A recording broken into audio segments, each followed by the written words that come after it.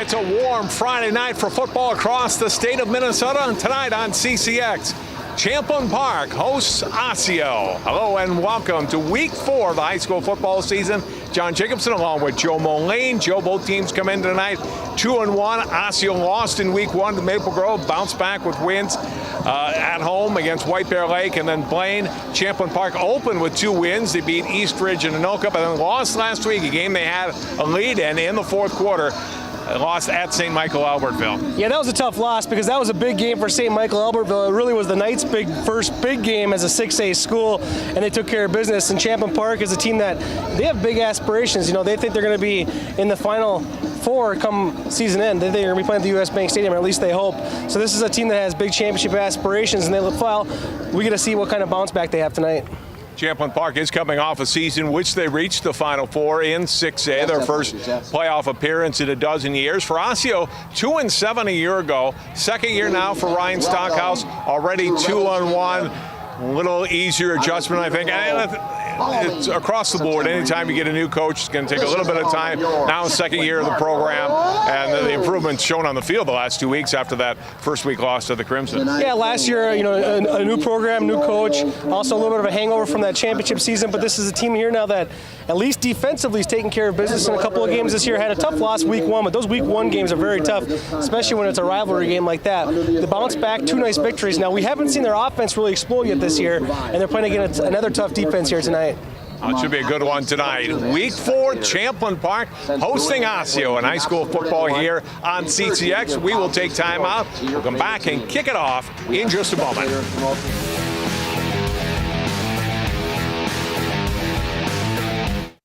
Most of my family, they never graduated high school or even let alone go to college, so I'm trying to break that barrier. Every day after work, went straight to school, studied hard, and it paid off. I could not have done it alone. I see the future is really bright for me. The high school diploma is just added to the confidence, and now I feel unstoppable. Find free adult education classes near you at finishyourdiploma.org.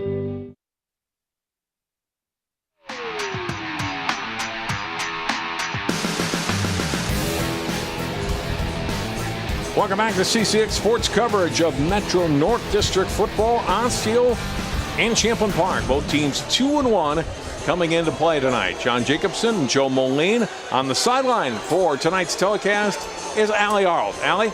Hey guys, welcome to the first official day of fall where it is a thick 90 degrees and the wind is blowing. Before the game and pregame warm-ups, Osseo came out with no pads. Coach Stockhouse saying that he needs his guys to have all the energy they can and to not gas out on the field during gameplay. So take off those pads. They shortened up their warm-ups. That's what they need to do to make sure they're fresh here throughout the game. Now, on the other side of the field, Coach Corton isn't as worried about the heat as much as he's worried about this wind. He says the wind can really change up a game plan, saying that it limits what you're able to do. So that's something they're going to have to constantly adjust and figure out throughout this game. And this could be a little bit of a longer one. The inevitable muscle cramping will happen in this hot game. So I talked to the head referee who said they will be inserting 1 extra water break per quarter, as some of these guys for both teams do play on both sides of the ball. Guys? All right, thanks very much, Allie. Yeah, it's a big combination of weather factors tonight, Joe. The heat, which has been oppressive all day, and the wind that's really just picked up in the last couple of hours, but it's definitely a factor here as we get ready to kick off. And we talk about it every season. Minnesota high school football, you really can have so many different weather patterns, and it affects each and every Friday night game. Joe Chia to kick off for Osseo. The Orioles in the white, orange, and black. Off the hands of one of the upmen. It's Gray going back for it. And now brought back up the middle across the 25, across the 30 to the 34. So not bad field position for Champlin Park to start the game.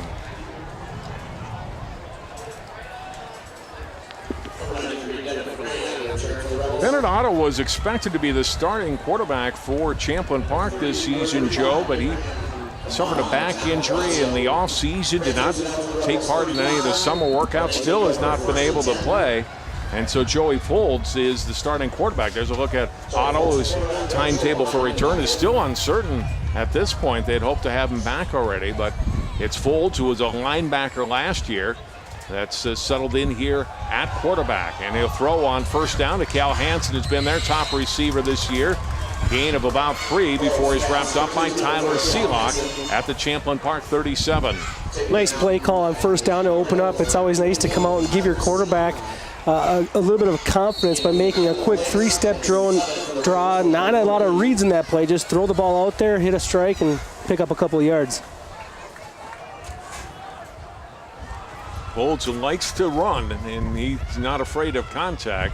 You'll see him a lot with the ball. We'll also see a lot of Ernest Wardlow. Breaks the tackle, has a first down, is into Osseo territory, and down on the Orioles' 44-yard line.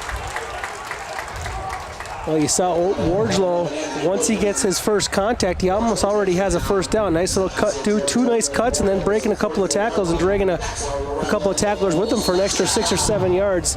A very impressive start to his season, averaging 11.4 yards per carry, 4 touchdowns, but surprisingly only averaging 10 carries per game at this point. You think with a guy with that kind of stats, you'd ride him more, but it's all part of the plan for the Rebels. Gain of 18 on that one. 1st and 10 from the Osseo 44. Wardlow will get it again. Lost the football. It's out at the 39 and recovered by Osseo. Seelock on the ball. Didn't see who stripped it, and Seelock that ends up with it. Wardlow gains 5, and the ball knocked away. You'll see Wardlow again gets to that second level, but hands on the football there. Just a nice tackle by Richard Mulbaugh, who knocks the ball free. And that's why as a tackler, you got to get your hands in there, get after the football. As he's going to wrap up, gets just his left palm on that football, knocking it loose. And Champlin Park was rolling after a couple of plays there, but Osseo makes a big defensive stop.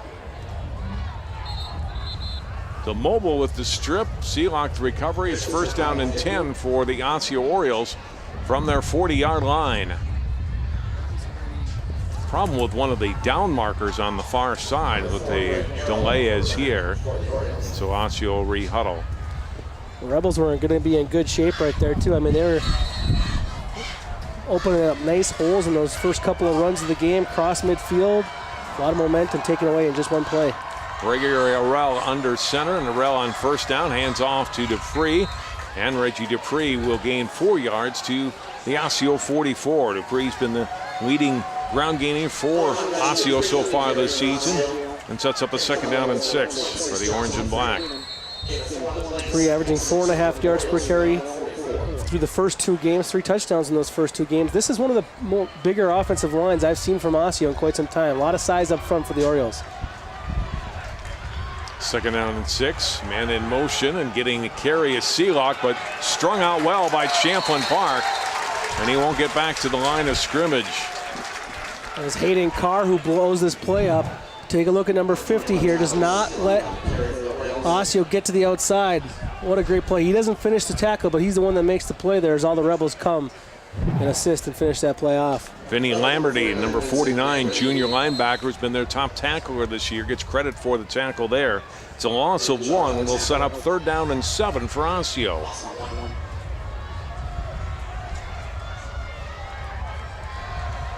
Seelock in motion again. They fake the handoff. Another fake.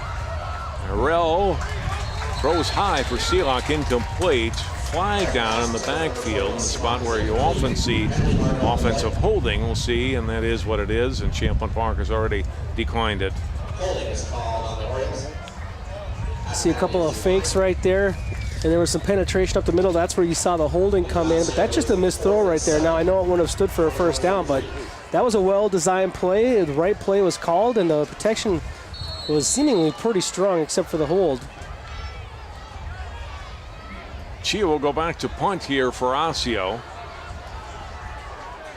Nate Tolentino back to receive. There he is, number 11 for Champlin Park. Have the wind at his back on this punt. High booming kick away. It'll bounce at the 10 and into the end zone. It'll be a touchback. It'll go as a 57-yard field goal, punt, 37-yard net punt, and Champlin Park will take it over at their 20. That Osseo won the coin toss to begin the game. Deferred. They wanted the win at their back to begin things and wanted the ball in the second half. And I guess, a little bit so far enjoying the field position battle. Now, I mean, with that turnover, they had great field position, and they end up gaining a net 15 yards by Champlin Park now starting at the 20 rather than the 35, which they did in their opening possession. 2 receivers to either side to start this series. Folds from the shotgun, and Wardlow the lone back. Fake the handoff to Ernest. Fold will keep it himself to the 25, 30. Takes a pop there at the 31, and he gains 11 yards.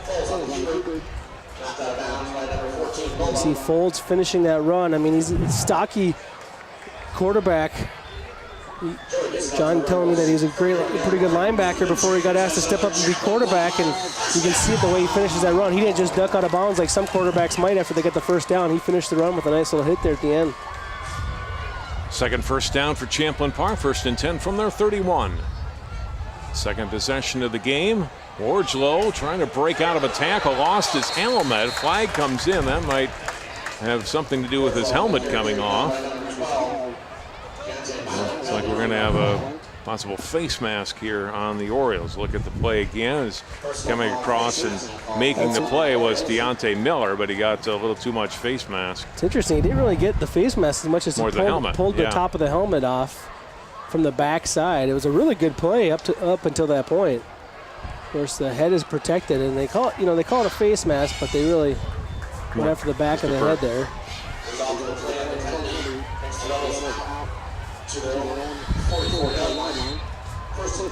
Personal foul gives them 15 yards and a first down.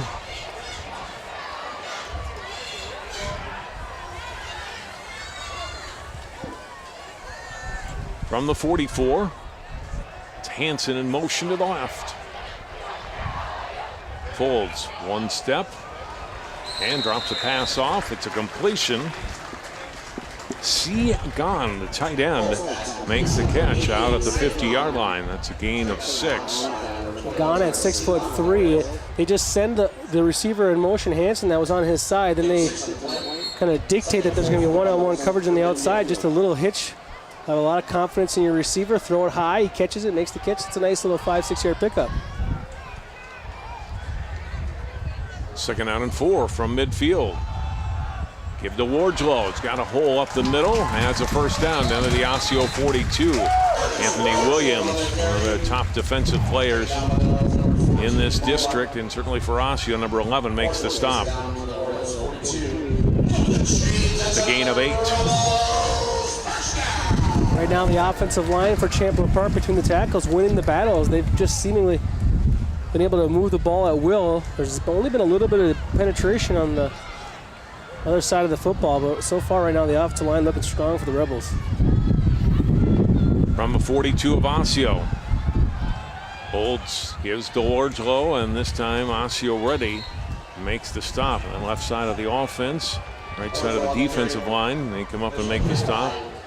Lanner's in on the stop, and you got a bulk of them, had some help.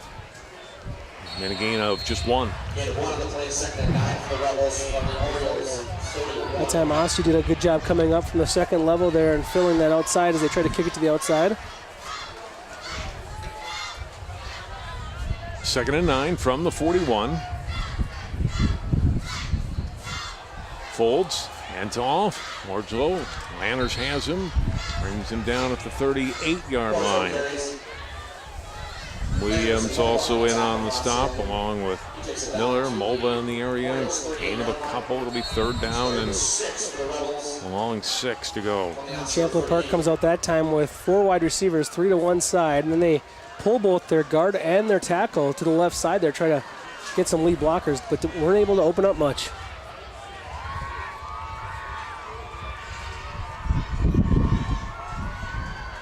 Folds on the option. Keeper, nice hole up the middle for him. Joey Folds breaks the tackle, and he'll go for a touchdown. 38 yards. Champlin Park has the first points of the night. Looked like a nice little read option play there where he could go to the outside. He saw a hole more up the middle as the linemen were all stretch blocking to the right-hand side. Take that back. I think that's a keeper all the way. Looked like no option there. Looked like that was a quarterback design keeper, but he did a good job of seeing that he didn't have much to the outside. cut right off his guard's right hip, on a nice hole, and what a nice run by the quarterback. Holds the holder, Peyton Noy the kicker. Kick up and through. There is no off the post. There's a flag down, however.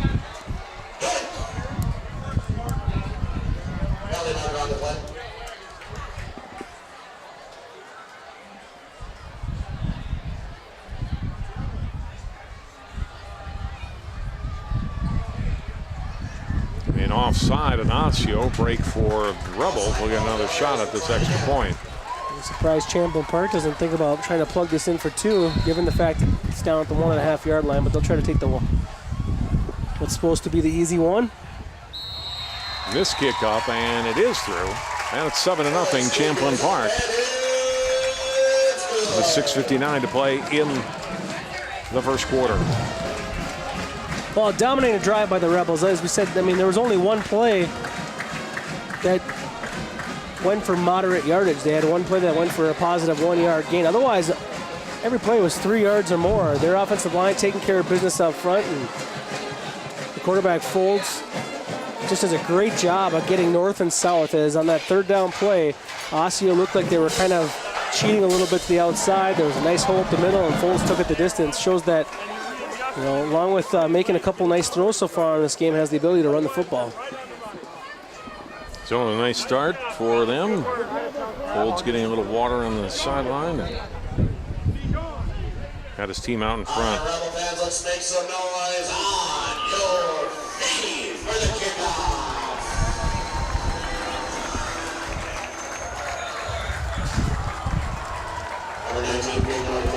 Boy, to kick off for the Rebels.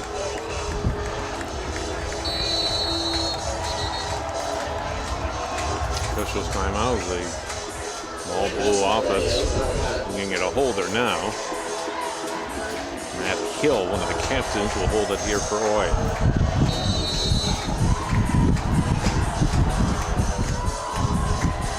Kick to the right, and this will drift out of bounds. And that's one thing that the wind is going to do too, is affect the kicking game. Kind of blowing that a little bit to the east, and Osseo take the penalty. Look at the football in good field position. Well, that's why it's important for Osseo to get off a good start here. I mean, they got the wind at their back, so it's going to be important for them to have a good first quarter and make Champlin Park go up against that wind. So far, it hasn't been much of an issue for the Rebels.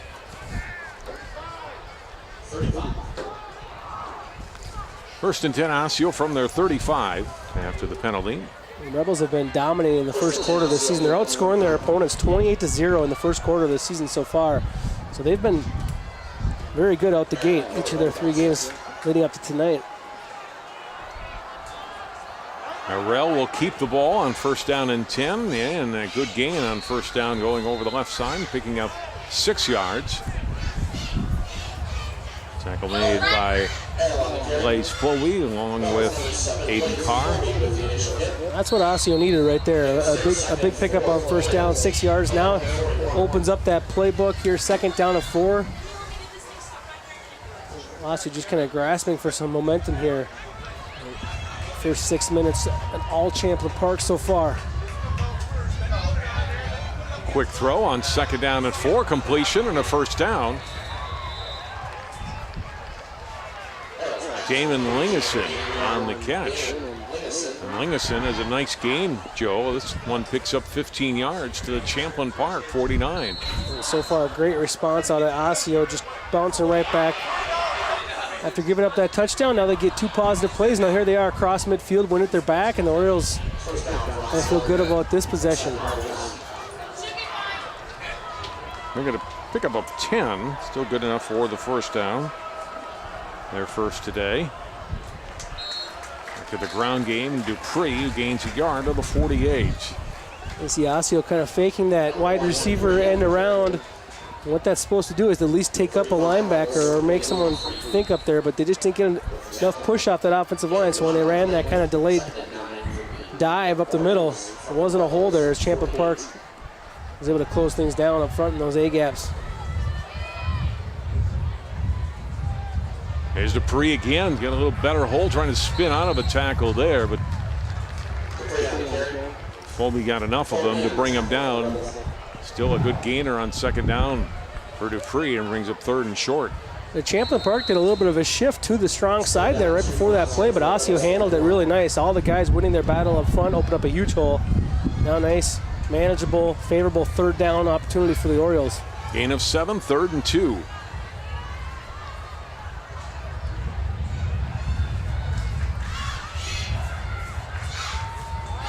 Morrell will give on the dive play and gain 1 to the 40. Going to be shy of the first down.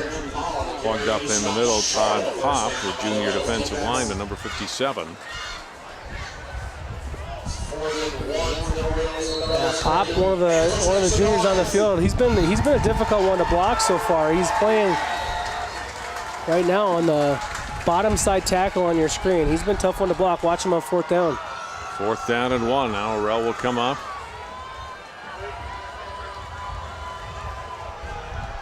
They will indeed go for it, and it's a first down to the 34-yard line and a pickup of 6 for Aaron Jupal. Carried on the 3rd down play, gained 6 here on 4th down, and keeps the change moving forward for Osseo. That was a pretty gutsy call there from Osseo because they've been trying to run that dive play a couple of times, and Champlin Park's defensive front's been pretty sturdy. They went right after it, 4th down and 1. Dialed it up one more time and got a big pickup. From the 34, Arell, quick throw to his left.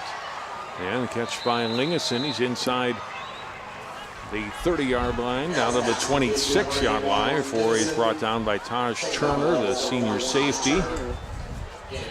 Nice gain, though, Joe. That goes for 8 yards. Yeah, I really like what both these teams have done with their quarterbacks to start this game off with. Just all the throws so far, 2 on each side, have been just quick, no decision making, just get out there, throw a strike to your wide receiver, and a lot of times there's been some blocking out in front.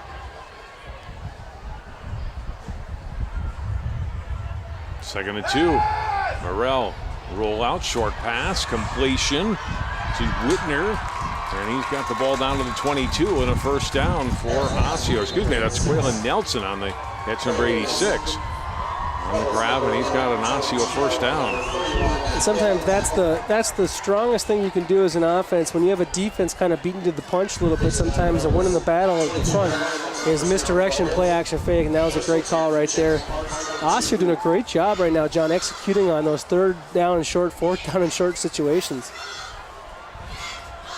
First and 10 from the Champlin Park 22. Hand off inside. And a gain down inside the 20 to the 17-yard line. You got a 5-yard pickup for Dupree. It's really interesting to watch Dupree run the ball between the guards there. He's only 160 pounds, and he's going right up the gut a lot. A lot of times, usually, guy his size, you have a fullback leading the way, or maybe you run it up the middle with a bigger guy, but right now he's doing a good job at 160. 2nd and 5, they'll go to Dupree again. Can't wiggle out of a tackle here and gets just a yard. Foley again on the stop. And that time they did bring the fullback in, get the lead blocker in there, but it really didn't work as Foley was there to shed a block, get off, make that tackle. 3rd and 3 for Osseo. This drive started back at the 35. They're at the Champlin Park 15. Morrell. Quick drop back throw over the middle, completion into the end zone. Touchdown for Nelson, and Osseo is on the board.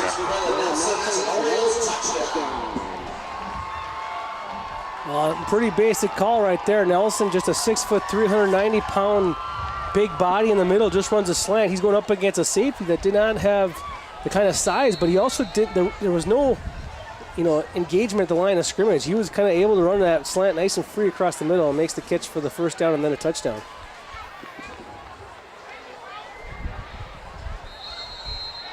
Extra point try is up and it is through.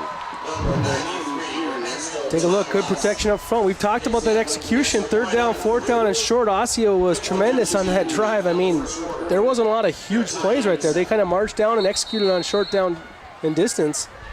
And you can see the strength of the big-bodied receiver, Nelson, getting into the end zone. putting them in position to tie this football game up. What a response by the Orioles there after giving up a pretty convincing drive there to the Rebels, bouncing right back and tying this thing up. So we got a 7-7 game here late in the first quarter.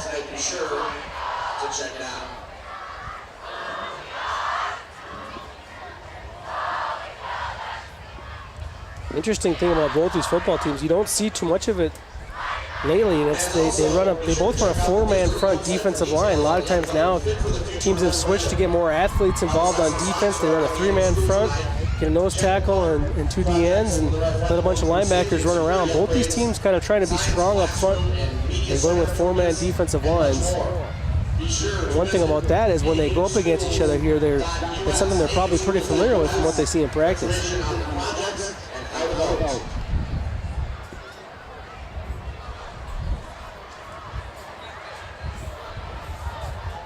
Orgelow going back deep for Champlin Park. Chia, the kickoff.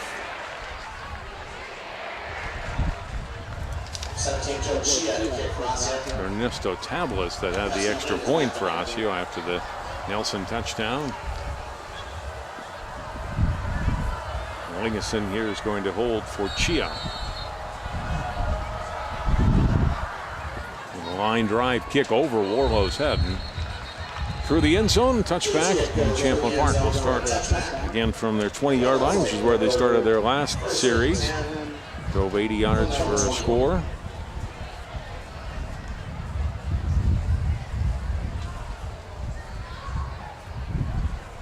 Yeah, if you're Champlin Park right now, you just get back to business. I mean, their last possession was pretty good. Their first possession was looking good until they put the ball on the turf, so just gotta go right back to work. They've been a great first quarter team all year. That's the first points they've given up in the first quarter all season long so far, but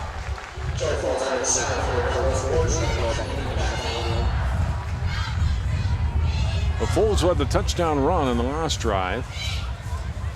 In the shotgun, he'll hand off to Orgelow on first down, broke a tackle at the line of scrimmage and gets up past the 25 for a gain of 5. Lanners on the tackle, but a good first down run.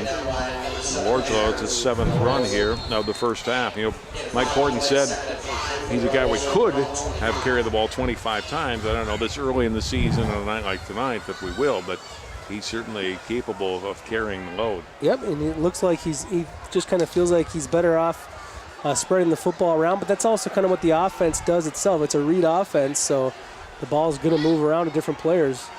Bolts will keep it this time. Trying to spin out of a tackle, but can't. Lanners forcing that ball back to the middle and into the arms of Adam Plumhoff along with Micah Beisner, number 20. All right, so they come out here and they spread out the defense a little bit, but there was no really respect for the passing game, and the receivers weren't able to hold their block. So Osseo was kind of running downhill at that one right there. They knew the run was coming, so now Champlin Park's going to have to keep this defense honest with a few more throws. 3rd and 5. 3 receivers to the bottom of the screen. One to the left, and Bolts will keep it and trying to burrow forward, but he's not going to get up to the 30-yard line. They'll be stopped 2 yards shy after a gain of 3, and Osseo's defense holds. Yeah, this is why this offense can sometimes be hard. It was a pretty good block right there, but then when he cuts it back, he cuts right back into the block. And for Champlin Park's lineman, he thought he had his block covered. If they would have ran the sweep, it would have been a good block, and the outside was sealed. But when he cuts it back up there, he cut right back into some of the pressure up the front. Abraham Kamara on the tackle there. So we get a beautiful sunset here in Brooklyn Park on a warm night. And that will be the end of our first quarter. Good matchup so far through 12 minutes. Our score on CCX Sports, Osseo 7, Champlin Park 7. More prep football coming your way after this. 2010 from a shelter. As it turns out, we have very similar personalities. And this cat makes me make art because he's always motivating me to take pictures of him, to draw pictures of him. He just is motivating artistically. It's just that simple. Well, he's my best friend, but a lot of people know him as Keyboard Cat.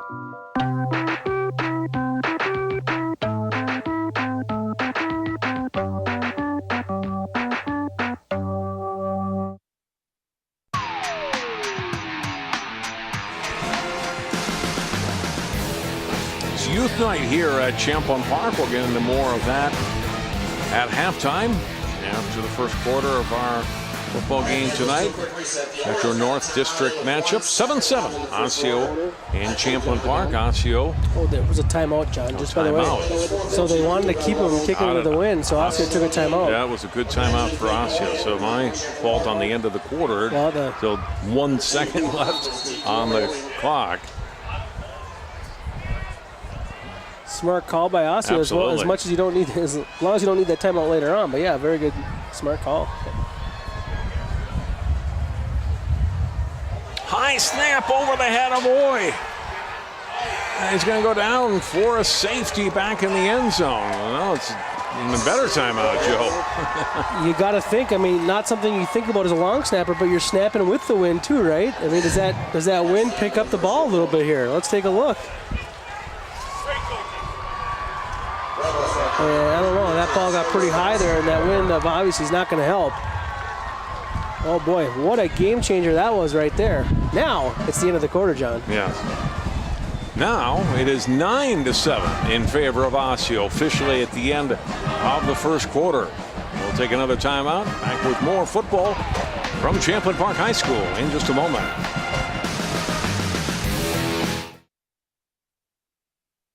I see you mobbing over her. Let's go. Let's mob. Let's crawl. Let's crawl. Let's crawl. Hey, yo, we mobbing. Come on, girl. Let's crawl. Hey, yo, let's crawl. Hey, yo, let's crawl. Hey, let's crawl. Hey, yo, let's crawl.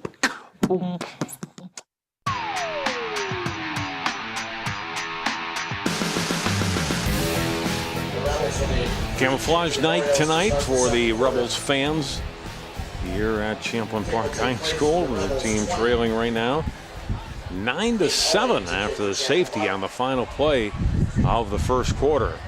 So a free kick by Champlin Park. Be up to 20. They like to kick it off here. Could punt it. Most teams go with the kickoff, or you will hope to get the benefit of some of that win that his counterpart Joe Chia enjoyed in the first quarter. And does get a good deep high kick that'll be handled back at the Osseo 20-yard line. And well defended by Champlin Park. And a return only out to the 33. A tremendous individual effort there from Solomon Sissy, who makes that play right there. What a great special teams play that was. I got the wrong guy. I'm giving Sissy credit. Sissy was there to help out. Kevin Gray, 93. Gray's been he's a good player on defense, but he's their short yard specialist on offense. At 10 carries so far in the first 3 games, 4 have gone for touchdowns. Yeah, and he's got to be demanding the ball more. I mean, he's 40%. He puts the ball in the end zone, right? Osseo's offense, so back to work. Seelock breaking a tackle at the point of attack and gets a good first down run near the first down sticks. Will be a little bit short. Pickup of 9 for Seelock.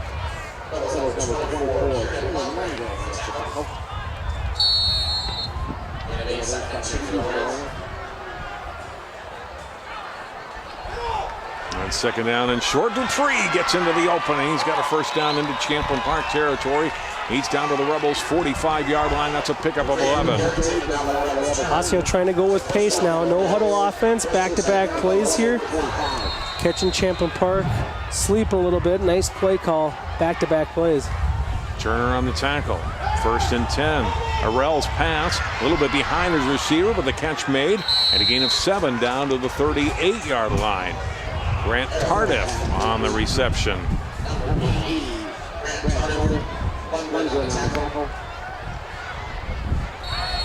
Arell so far, Joe, 5 out of 6 passing.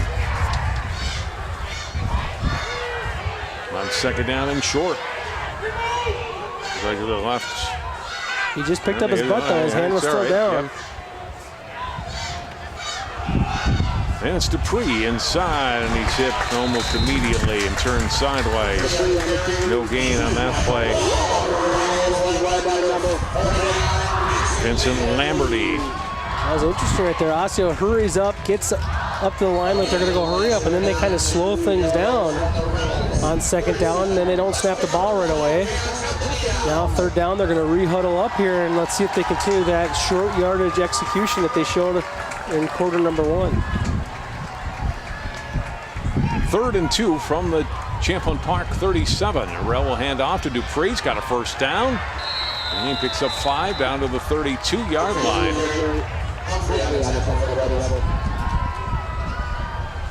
So William Humphrey on the tackle for Champlin Park. 9th carry for Dupree. It's 5 first downs now for Osseo on these last 2 drives. That can be defeating for a defense not to ever get off the field and make that third down stop. Arell steps inside, avoiding a tackle in the backfield, and makes a nice run to the 28 to pick up 4 yards. His second carry for 10 yards. Second down and 6. He saw some penetration on the play side there, and the pulling guard got out there just in time to get a nick that linebacker who came across the line of scrimmage. Allowed that play to go for positive yards.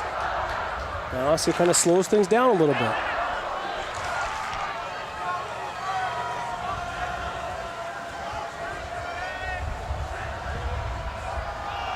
And off to Dupree.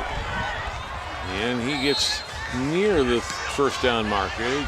Brought down to the 28-yard line. Yard shy. Gain of 4, though.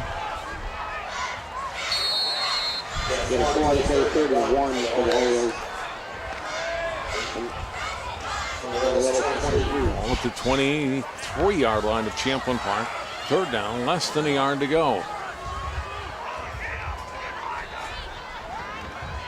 They'll hand off to Dupree again. Didn't need a lot, but he has enough for a first down. Gains 2 to the 21. Osseo moving his chains on the last couple of drives, Joe. Yeah, I mentioned, the size of their offensive line. I mean, a couple years ago, they won a state championship with a very small, undersized offensive line, but very talented. But this group here, they got 340, 250, 270. Everyone's over 6'3", 6'4". I mean, this is a big unit right now, and they're really pushing their weight around right now against that Rebels defensive front. First and 10 from the 21. Well, quick drop. It's a throw out. Lingeson inside the 20, down to near the 16. Pick up a 5 on first down. Yeah, I almost thought that play. Sorry about that, John. I thought that play almost took too long to get the ball out there. We saw the penetration from the Rebels, but you can see that's a tired defense. I mean, the Rebels read that play, but their feet didn't get them there fast enough. That could be the heat here tonight, but that also could be the fact that Osseo is marching down the field, and this is already, the 10th play of the drive or something like that. Second and 5 from the 16.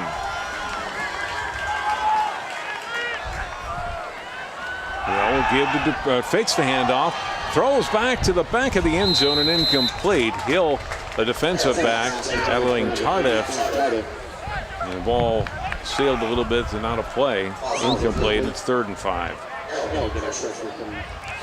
Osseo takes a chance right there. And normally I would say that's a pretty good call, but the way that they've been executing and just kind of moving the chains, I would have just done something kind of short yardage. Keep on moving it, because now you're down 3rd down and 5. Now this is the first time in a while Champlin Park's had the advantage on defense. You want 3rd down as a defense to be longer than 4 yards. Right now it's advantage Rebels. Let's see how they respond. But this is probably 4 down territory here with the wind in their face.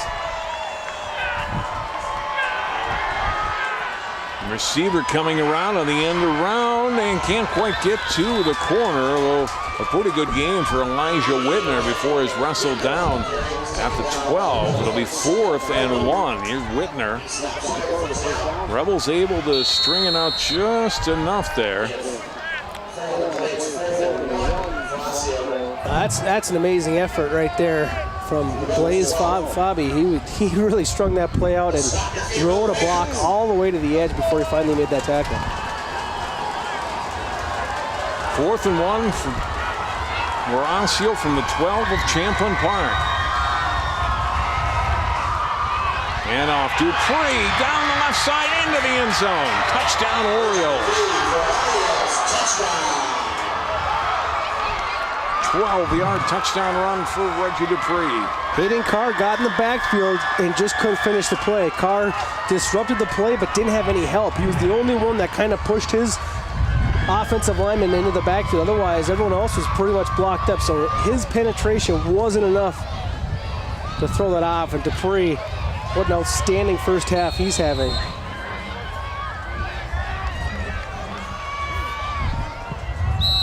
Extra point from Towels up in good. That's a big extra point right there. The win makes it a 2-score game. 16-7 Osseo with 6:53 remaining in the first half. Osseo's offense hasn't had a big explosion game here, and I'm not saying that this game's going to be one, but throughout the season, I mean, their season high is 20, so they're 4 points away from right now their season high. Lost to Maple Grove 28-7, beat White Bear Lake 20-19 in a thriller, and beat Blaine 14-7 in a defensive battle.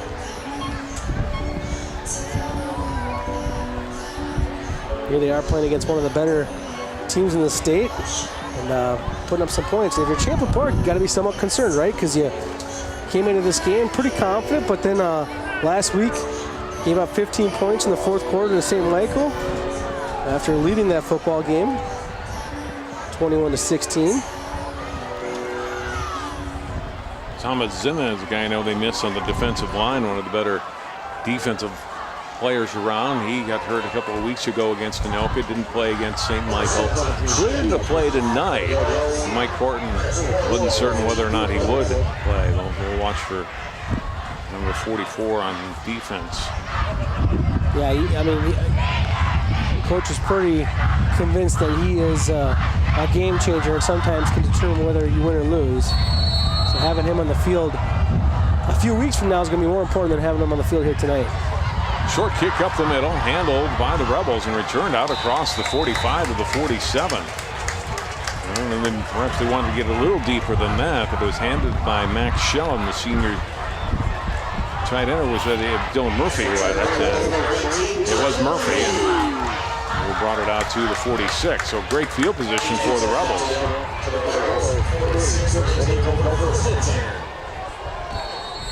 A critical response here for Champlin Park.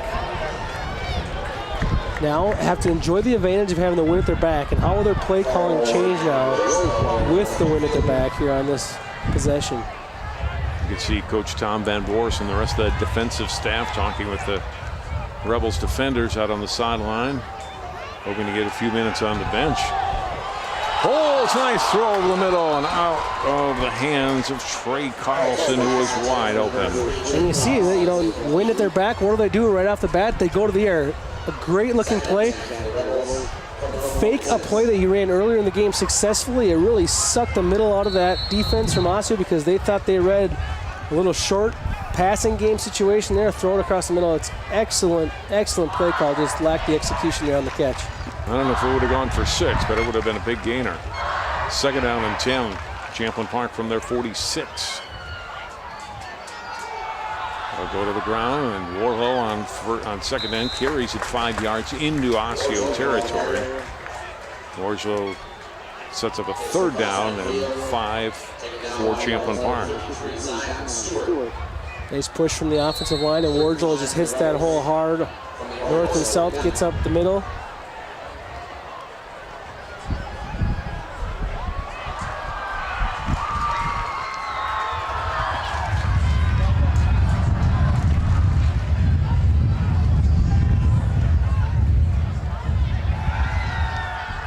Drop, folds, got time to throw, gets the completion down to the 40-yard line, and it's a first down. Folds had all day right here. Look at the protection. Not a single Oriole within 5 yards of the quarterback. He sits back and throws a dart. That's a big throw for the senior quarterback, who's had a nice game here so far. Big touchdown run, a couple of nice throws. He's one drop away from having a huge touchdown pass, perhaps. Now it's Seaborn with his first catch tonight, gain of 9 to the Osseo 40-yard line. Inside handoff goes to the 36-yard line, a gain of 4. It's Trey Lee with his first carry tonight. One of the seniors, Trayvon Callahan, big left tackle. He's a stud for Champlin Park. He's down right now, 6'3", 300 pounds, and the guy can move. I mean, at that size, he's a good-looking offensive lineman with a promising future, you can tell, but he's down in some pain right now. Cahalan, one of the better offensive linemen Champlin Park's had in recent years, was a starter last year, one of the captains this year. And that would be a huge loss if this is a serious injury. And he gets up in there, and I mean, this is a good-looking play. Watch 75 here. He's pulling, coming through there, and let's see if someone rolls up on that knee. No one rolled up on it, but it was right before that. I think he got some pressure. It's the left ankle or knee they're working on. God, you see a guy his size get that up in the hole that quick. I mean, that's a talented guy. I watched him to play before that too, and I talked about that great protection. And I mean, he opened up, and that defensive end for Osseo going up against him didn't stand a chance. Anthony Williams, a guy that we highlighted here as one of the top defensive players for Osseo, really didn't stand a chance against him on the pass rush. I mean, just a good-looking left tackle. You don't see tackles like that at the high school level very often. Trayvon Cahalan being helped up. Not putting any weight at all on that left foot or ankle. So we'll keep an eye on Trayvon Cahalan. And hey, you mentioned a couple of the guys already out of the lineup for the Rebels. This is a good football team, and they're missing 3 really good football players.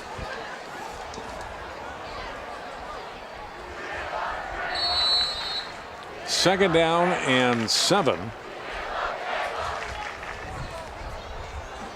Cahalan will get assistance to the bench, and I'll take more of a look at him there.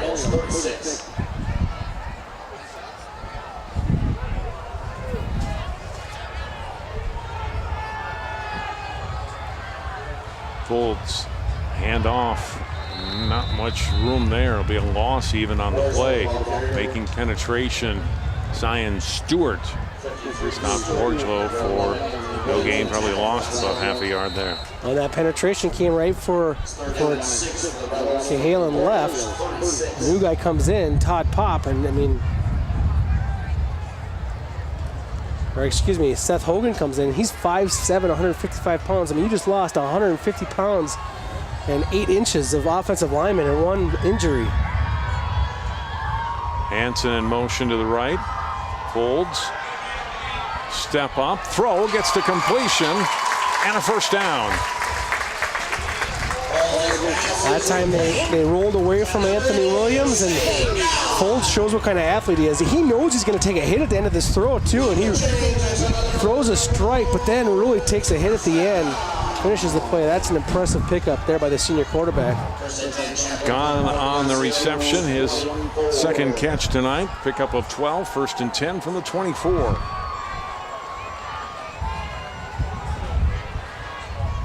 High snap over the head of Folds.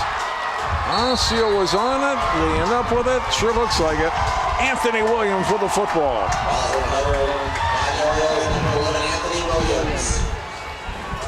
Folds didn't see it originally, and Williams was right on top of it.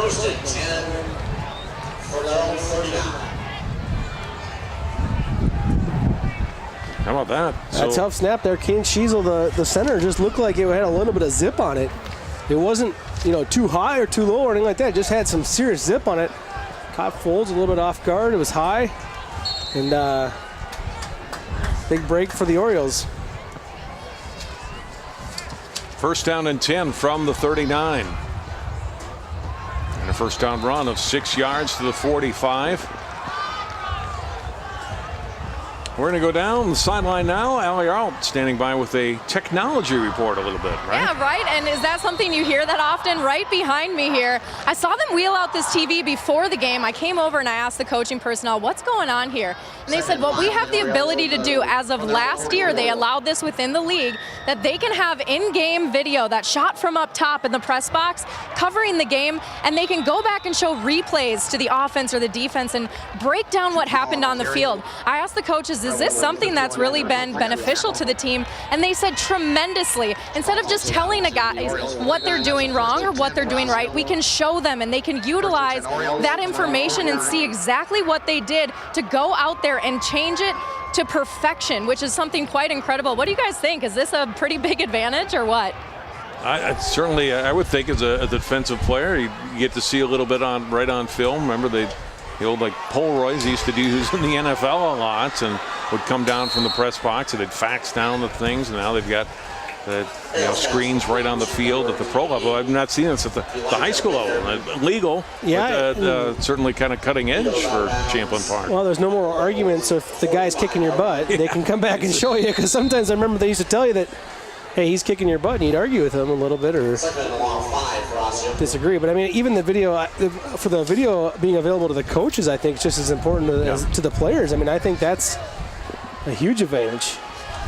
Meanwhile, Osseo continuing to bang out some yardage here. It's DePaul, another carry, and he's inside the Champlin Park 35 to the 34-yard line. That's a gain of 11. I think the NFL just still only allows, screenshots. They don't actually let you see video on the sidelines. I don't believe so. High school ahead of the NFL. First and 10, Osseo. NFL just hasn't found a big enough sponsor yet, right? They haven't figured out. Once they figure out a way to monetize it, it'll be done deal. First and Osseo continues to move right now. A couple impressive plays, John. They're really going downhill against this Rebels defense right now. From the 34, and no gain on the carry here from Alfonso Gabela, his first carry tonight. And look who checks in for Champlin Park. In on this possession now is Zina playing. He'll be playing in that left defensive end spot. So on your bottom of your screen, watch 44. Playing with a bum shoulder, but a big difference maker for this Champlin Park defense. Finding that this game is maybe slipping away a little bit. Maybe him pulling on the coach's shirt a little bit finally paid off when this deficit turned into 16-7. Second down, to be able to get the call again. A couple of yards to the 37. A push back by the Rebels. Zina was the last one to push back, but certainly had help from Colby and others. Third down and 7.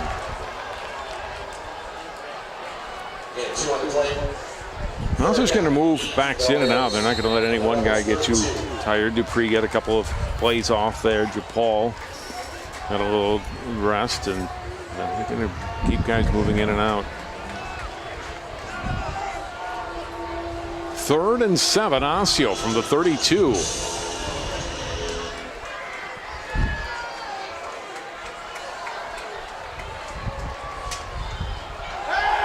Harrell, time to throw now, stepping up and trying to run, and not going to get a first down. Stopped at the 35-yard line.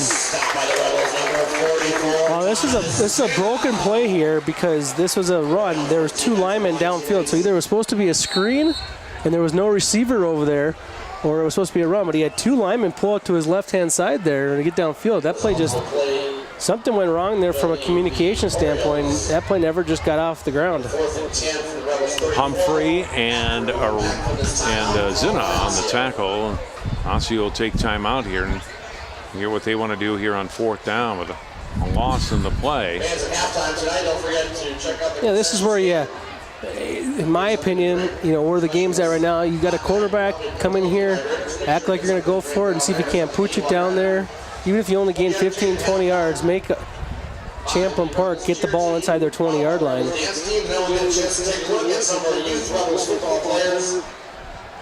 Playing some games for us at halftime tonight. If you're Osseo, it is a mistake to go for it here, though, I believe. And right now, the offensive line looked like they were still going to maybe be on the field. The hard thing with that pooch kick now, though, is if you have a big offensive line like Osseo does, they might not be able to cover it as well as a more athletic punting unit would be able to do. So let's see what they do here. They appear to be lining up to going for it. I just think that's a mistake, giving Champlin Park any chance to have a shorter field than they could have if you punt the ball. Ball at the 34, 4th down and 10 for the Orioles. But if you get it on 4th down, then I'm just out of line. Harrell, time to throw, gets the completion. First down inside the 20, down to the 16-yard line. catch by Grant Tardif, his second grab tonight, and that's a big one. And Orel and the Orioles shut me right up, right? Fourth down. We're not going for it just to go for it. We're going for it to get first down, and that was a small little window he snuck that ball into. What a throw right there. Good catch as well. Big first down for the Orioles, and now they're looking to expand on their lead. They're in command now. Gain of 18, 1st and 10. Osseo at the Champlin Park 16.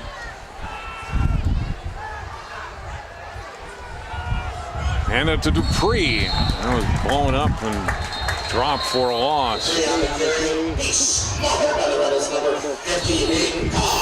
Osseo uses a timeout now as Carr comes across the line of scrimmage and makes a big stop. Carr's having a pretty good football game so far in this one. Just a junior, but he's pretty dominant up front. 6'1", 240 pounds. We're in the final minute here of the first half. Osseo is out of timeouts now. They have a 2nd down and 10 from the 16-yard line.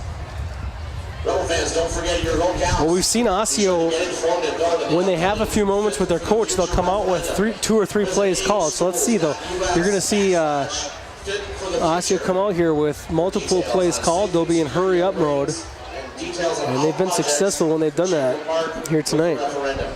Early voting begins today, September 22nd.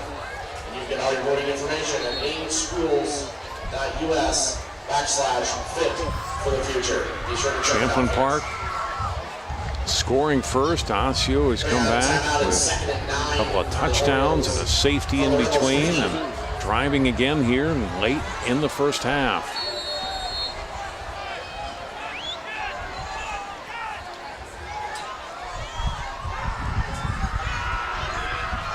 In this direction, trying to string it out left side again.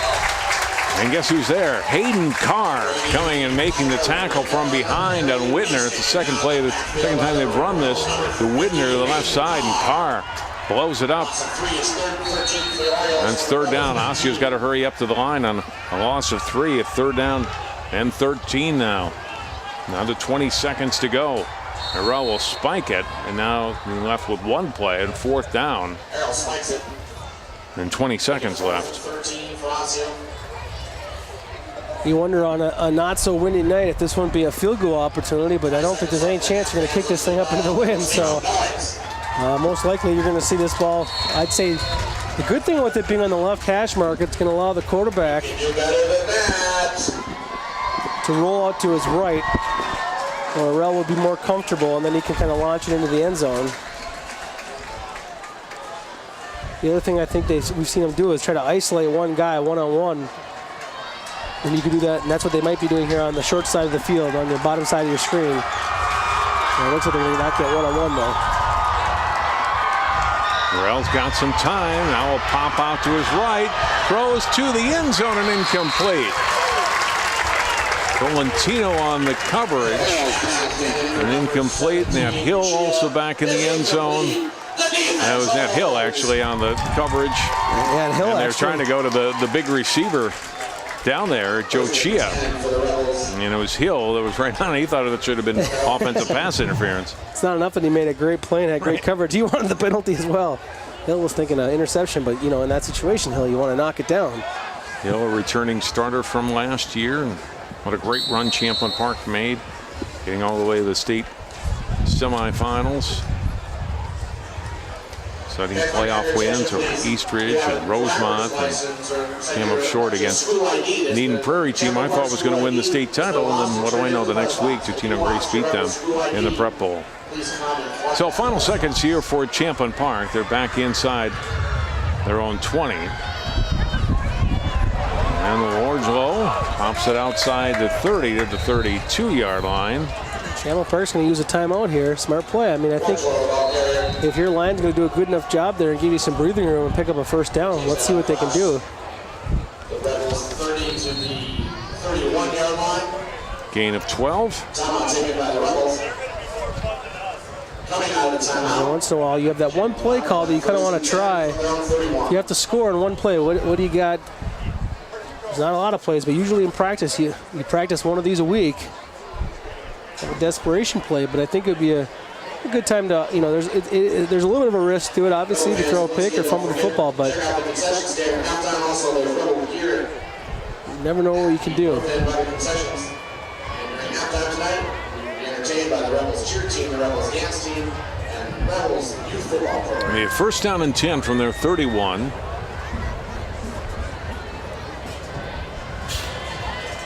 Officially 7 seconds on the stadium clock here.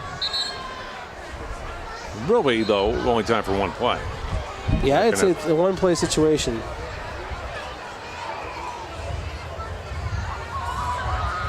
First and 10, Champlin Park from their own 41.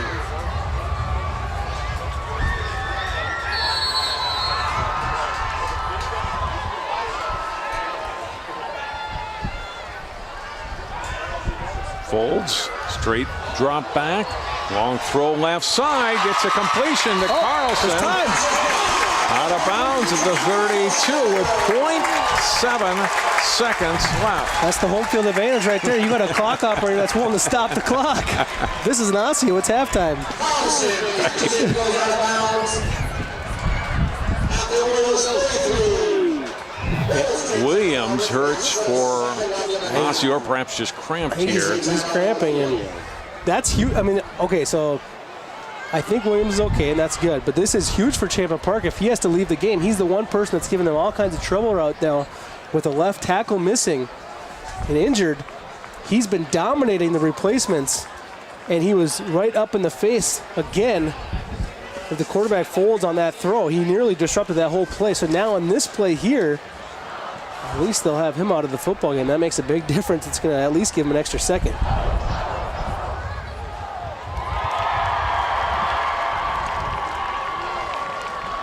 Halen still on the bench, exactly where they had helped him off to. Yeah, and he had an ice pack on either his knee or his ankle down there, and he's getting a lot of love from his teammates right now, which it's usually not a good situation because it usually means maybe you're calling it a night.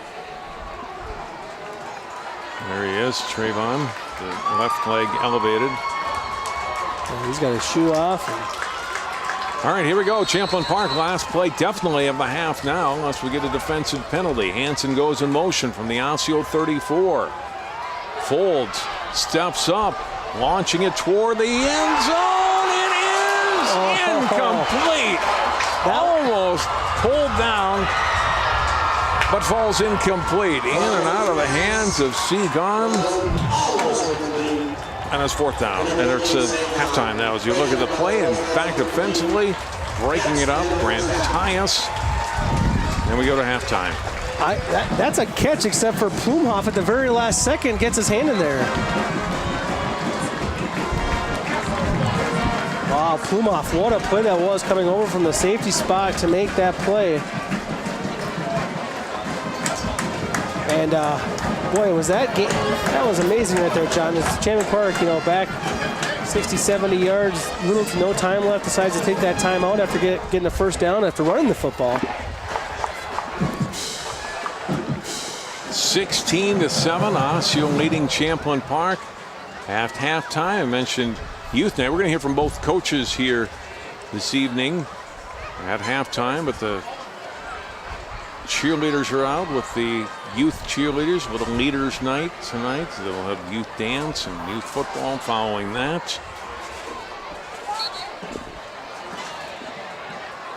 All right, fans, let's have a big round of applause and welcome the Rebels cheer team along with the... Now, I was waiting for Coach Stockhouse, who's having a conference with the officials out there.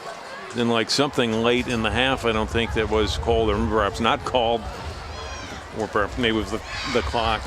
What? A lot of things that could have been, right? Maybe the clock didn't start in time. I don't know. He's got something. All right, let's go down to Alley now on Coach Stockhouse.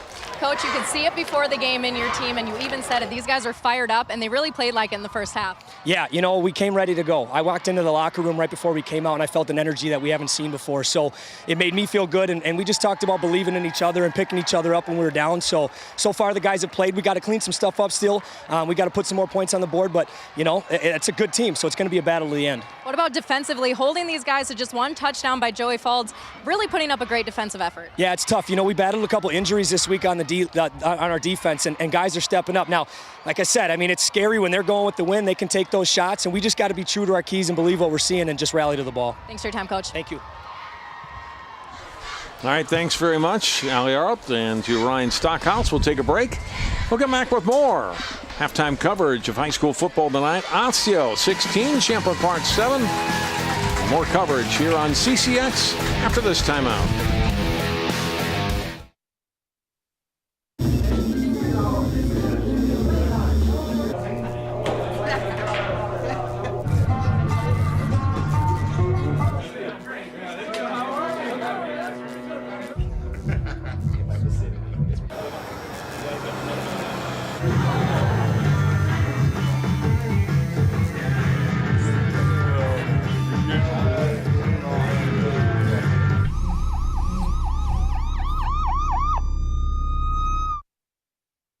Every time I hear the alarm bell go off in school, I think it's an air raid. A lot of houses in our neighborhood have been destroyed. I like to close my ears and sing songs whenever the bombs come close. I'm worried our new neighbors won't like us.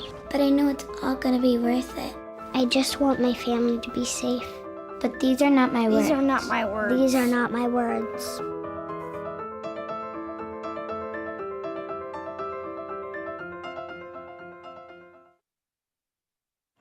Did you know kids who play outdoors have healthier lungs? Totally. Did you know that boys that play with dolls make better husbands? My son has lots of dolls.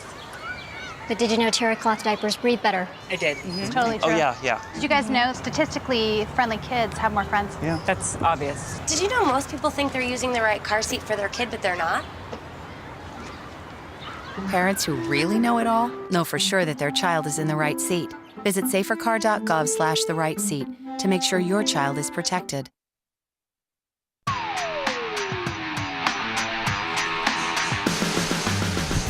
Osseo up on Champlin Park, 16-7 at halftime. I mentioned youth night, and we had cheerleaders, youth dance now at halftime, and we had a little dance and cheer combined. So we got everything going on here, and youth football players gathering in the end zone, getting their warm-ups in as they get ready to come out on the field tonight.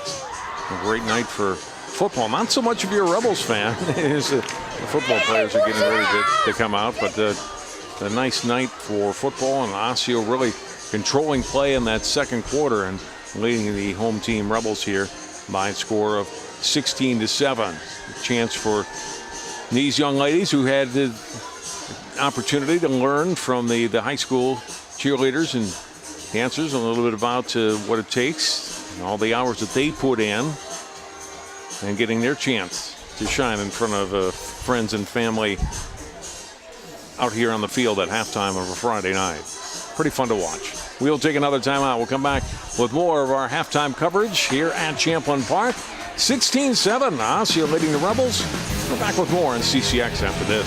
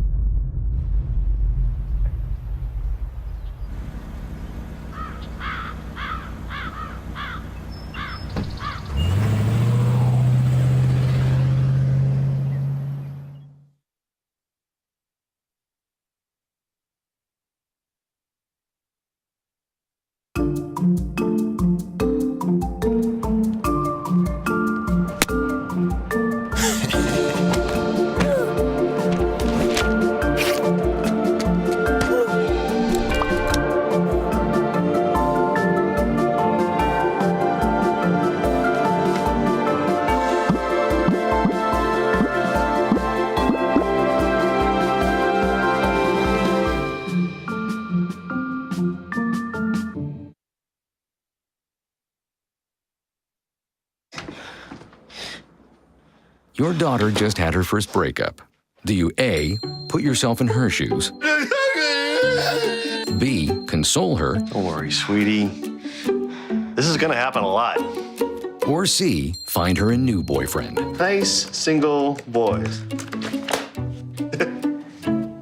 That was weird. As a parent, there are no perfect answers. But you don't have to be perfect to be a perfect parent. Thousands of teens in foster care will love you just the same. This is the moment I knew his future had no boundaries. There are some moments only the forest can inspire. Find yours at discovertheforest.org.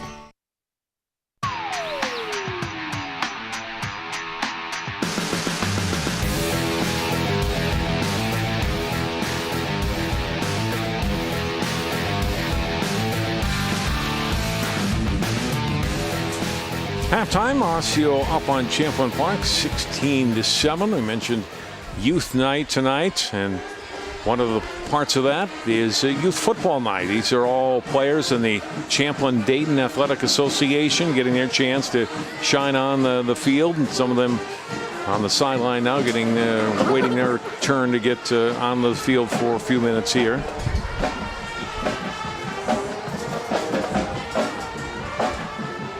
Always fun to watch the young guys, and of course all these guys that are playing varsity football on Friday night. A great majority came through this Champlin-Dayton Athletic Association, the Rebels players, I mean, and it all starts at the young level, the 3rd, 4th, 5th grade level. Let's go down now, and Allie Arlt has more on CDAA athletics and football.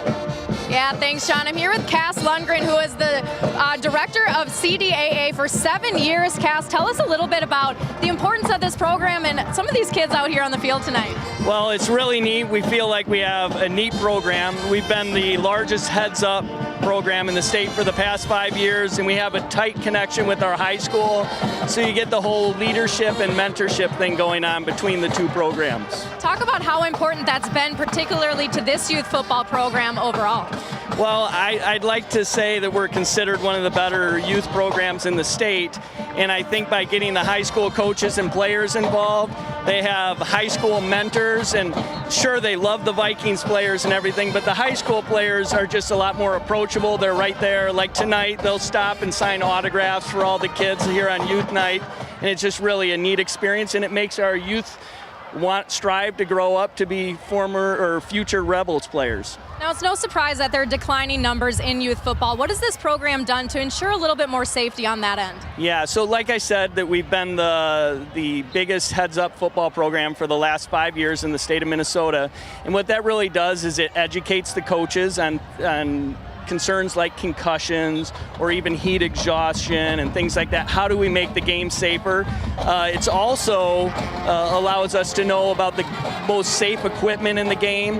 I can say that the game is much safer than, for instance, when I played. And so all of our coaches just having that knowledge base, making sure that they're not putting kids in position where they'll bang heads or have concussions. Before we have contact in drills, we'll say, show me head to the right, and they'll tilt their heads to the right so we don't get head bangs, and it just made it a lot safer game. I think all of us feel the one thing that football brings amongst all the other sports is that great team camaraderie and things that probably are beneficial later in life if they're in business or anything else that are great life lessons. And so we want to see the game of football continue. Cass, when you see these kids out here playing under these big Friday night lights, what do you like most about seeing these guys get to have so much fun? Well, you see the little kids in the stadium, and then they're watching all their heroes out there, and now they get a little piece of the action. And all the fans, especially the student section, will get into it. You'll see if they run a long touchdown, they'll get the fans on their feet, and it's really special for the kids. Thanks so much for your time. We're going to send it to break here and be right back with a lot more halftime action. Coming right back. Thank you.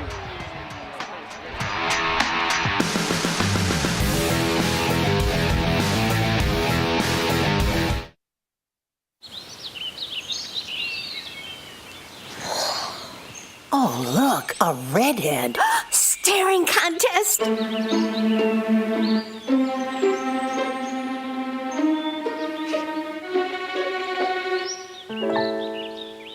You still got it. I know. Come alive with the forest. The dad was cute. They were looking right at us. Visit discovertheforest.org to find a forest near you.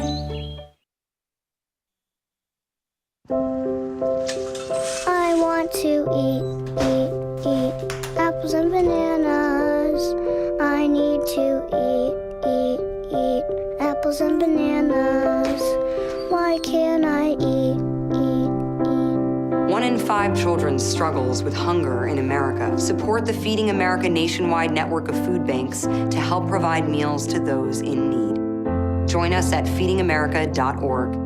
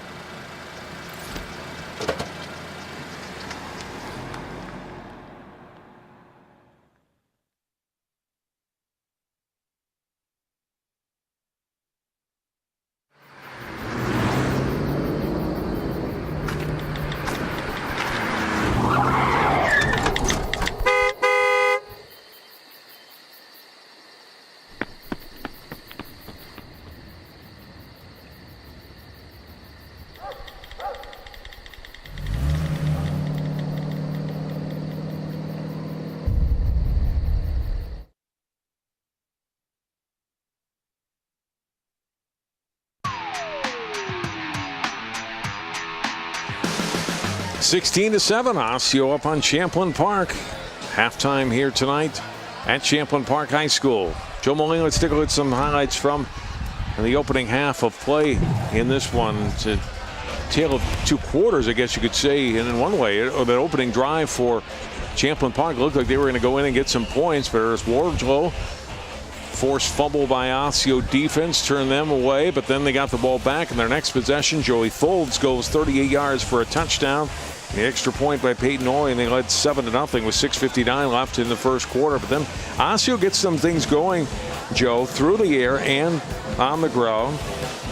Lingeson with one of his 3 first-half catches, and then the touchdown pass there, going from Morrell to Waylon Nelson for a score, and it was 7-7.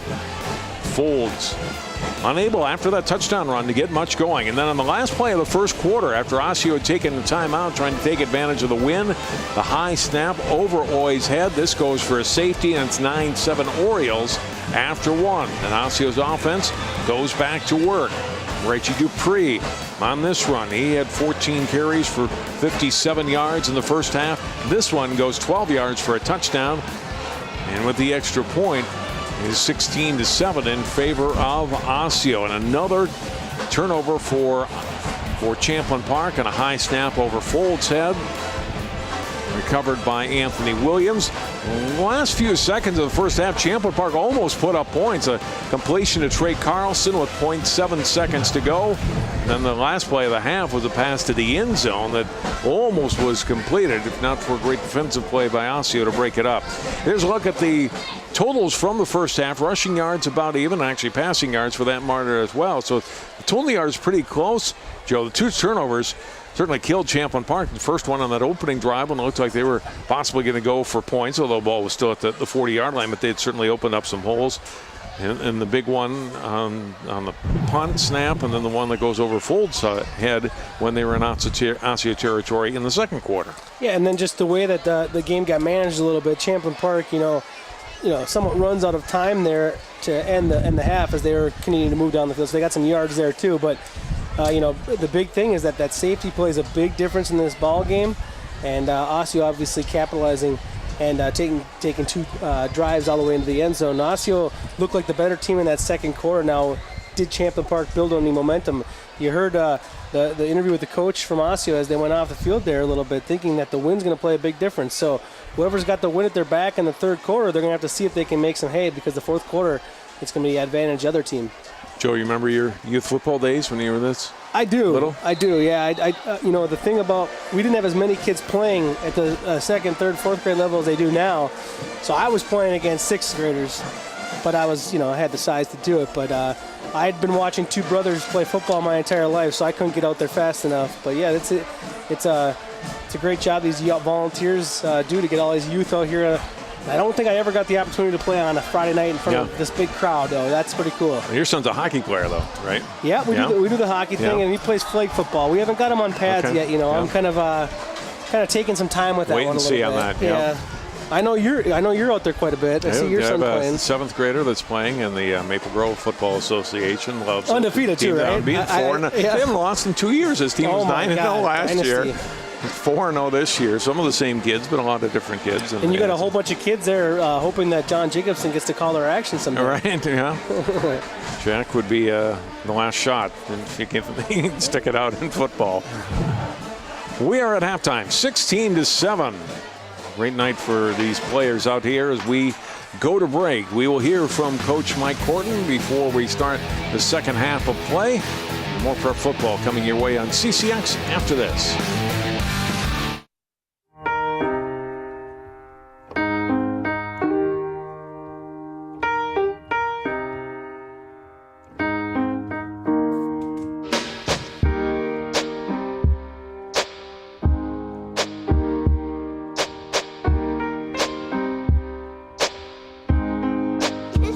I love my sister. My heart doesn't see race.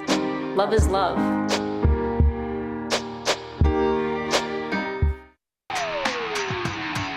Let's go back to the sideline and Allie Arlt. John, Coach, you guys come out the gate with that 38-yard touchdown rush by your quarterback, and then it got quiet. What happened there?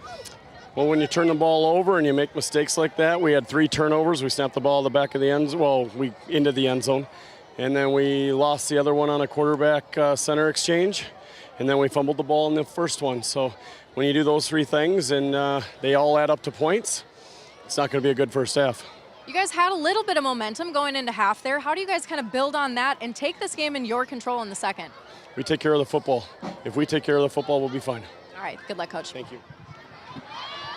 Gordon, thanks also to Ryan Stockhouse, who joined us just after the end of the second quarter for taking some time with us. Allie will be talking with players from the winning team after tonight's game. While we're in warm-up time for the second half, Joe, I want to ask you about the game coming up tomorrow at Target Field, the first football game at the Twins Stadium. And what a great college football rivalry in Division III and in Minnesota athletics. St. John's taking on St. Thomas in what is actually technically a home game for St. Thomas. I was down there today. They've got purple bunting and the St. Thomas logo at midfield. But it's interesting to see that field set up for football with the end zone running from basically the left field wall toward the Twins dugout. Yeah, it's going to be a great day. I mean, there's not a lot of Tommy or Johnny's in the Twin Cities not going to the game tomorrow, so everyone is geared up and ready to go. And the Tommies and the Johnnies are, in the business community here in the Twin Cities, it's a lot of trash talking each and every year, but this year seems to bring a little bit more something because everyone gets to go to the game and it's at Target Field, so it's pretty cool. It's going to shatter the attendance record for a Division III football game, which was somewhere in the 17,000 attendance range, and they're expecting 35,000 Saturday afternoon for Tommies and the Johnnies. I think it's always a great game, but it helps, especially this year. I think both teams are national powers, and there's a good chance that tomorrow is actually the conference championship game with perhaps a lot of season left, but could be the playoff hopes riding on that game here tomorrow. I mean, you got your ticket. I'm going to be there, yeah. Yeah, we have some guys coming into town, former teammates of mine coming into town from Chicago and Illinois and all over the country, so it's pretty cool. St. Thomas. St. Thomas teammates, You got to make that clear, Joe. What side you're rooting for. Yeah, I got 2 brothers that are Johnnies. Everyone always asks me why I didn't go to St. John's. Well, I had 2 brothers older than me that went to St. John's and played hockey there, and I had spent so much time at St. John's already. I already thought I already went there, so I was trying to try a new school. So I got to experience both of them. They're both great institutions. Osseo, 9-point lead, Joe, in going into halftime. Great play by them for that first half, despite almost Champlin Park getting a touchdown late there. But they've got a lot of momentum, I think, going into the second half. Hey, remember, Osseo starts with the football here, so Osseo's going to get the football to begin the second half. I believe Champlin Park will have the wind at their back to finish up the game, I think. We'll see how things shape up here, but I think, you heard Coach Corton talk about taking care of the football. I mean, that's just, it's a simple thing, but they really were doing well offensively, moving the football when they didn't shoot themselves in the foot. And that's really hard to swallow if you're an offense, but also it's a good feeling knowing that, hey, if we just take care of the football, we should be all right in this ball game. But now Osseo starting with the ball in the second half, having the wind in their face. We'll see what they can do. Champlin Park is going to have to get after here in this third quarter with the wind at their back. Trayvon Cahalan is on the bench again, but now jersey off, crutches behind the bench, so his night's certainly over. And find out long term if he's going to be out for a long time, Joe. We can see the boot on the left foot right now. Yeah, and that's a big loss. I noticed that they tried a second offensive left tackle later on in the last possession. They tried to swap somebody else in there. We'll see what they do with that position throughout the half. Going to kick off to Osseo here. We'll be going into the wind here in the third quarter. Handled the drop, then picked back up at the 14-yard line. And this is Elijah Whitner out past the 30 to the 33-yard line.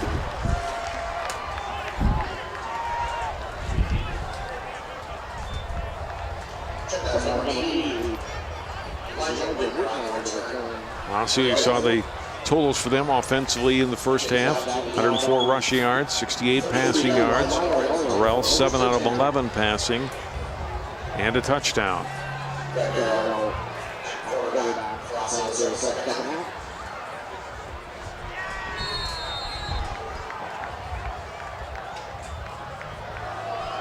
Here's Dupree.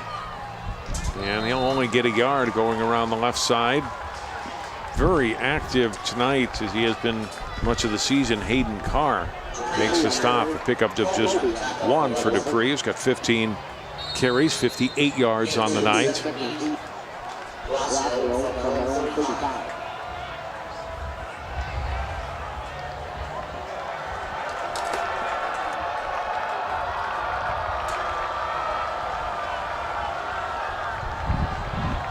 Three receivers to the right. Quick throw by Rell, and Lingeson is dropped in the backfield. Tackle for loss. Nate Tolentino coming up and making the stop. Loss of 4. Well, Tolentino just makes a great read on this play, gets through the block. It's just a little bubble screen there. Tolentino out on the island, but it didn't matter. He got through, got around the outside block. And a swing and a miss on that block by Nelson, but that's a huge play for Champlin Park's defense. Osseo in this 3rd down and long situation now. Loss of 6 on the completion to Lingeson, and 3rd down and 12 for Osseo. Opening series here in the second half. Morrell short drop and pass to the left and incomplete. In and out of the hands of Nelson. May have been able to pick up a couple more yards and get the first down, but can't hang on to it, and Osseo will have to punt. Well, back-to-back tough plays for Nelson. He misses the block on the 2nd down play and then drops the ball on 3rd down. So a couple plays he'd like to have back, and Champlin Park's defense does exactly what they probably talked about at halftime. Let's go out there, let's get a 3 and out, and then we got the win on our side, and let's put up some points. Cheetah on the kick. That's into the wind. Holy buckets. Yeah, man, great leg. Tolentino on the return gets about 4 yards out to the 38-yard line. Allie Alt has an injury update on the Rebels offensive lineman, Trayvon Cahalan. Yeah, that's right, John. We saw him in the second quarter get helped off with what appeared to be a left foot injury. They went and iced the top of his foot. He went to the locker room. He is now back with no pads, and he is in a boot. So there is no return for him in this game tonight. Be the biggest cheerleader, literally the biggest cheerleader the rest of the game, right? Absolutely, and you know it'll depend on how they pick him up here, because he had the toughest matchup and he was winning that matchup here tonight. Yeah, going against Williams on that left side. And off goes Wardlow, makes a nice move to step back inside and pick up 5 yards out to the 43. It didn't look like that was going to go for much, but he made a nice cut back to his right and picks up 5. Wardlow 59 yards unofficially on 11 carries. And a guy who stepped in now at left tackle is Terrell Iguodalo. Apologize for not getting that last name right, but they say he's listed at 310 pounds. There's no way that's him, so we'll see if that's actually the correct name on that left tackle. They're 73 for Champlin Park. On 2nd down and 5. Folds another high snap, but it pops into the hands of Wardlow. Gets close to back to the line of scrimmage, wrapped up by Lanners. But look at this one, and look at Wardlow happens to be in the right spot, or Seelock would have had a beat on that ball. Loss of one. Even though they don't lose the football, but again, it's that lack of execution with the quarterback and center exchange right now that's causing them that. They put themselves in decent position on second down. Now they kind of didn't take that next step forward on second down, so here they are in a tough third down situation. Hansen goes in motion on 3rd and 6. Folds and Williams breaks that up. Incomplete.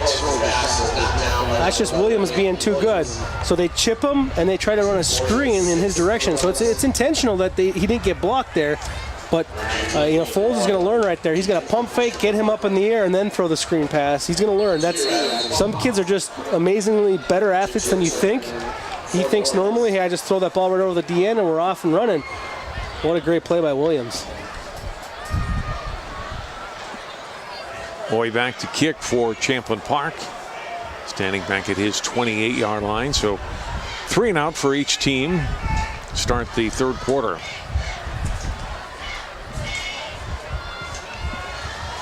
Boy drills this kick, handled at the 22-yard line and covered immediately.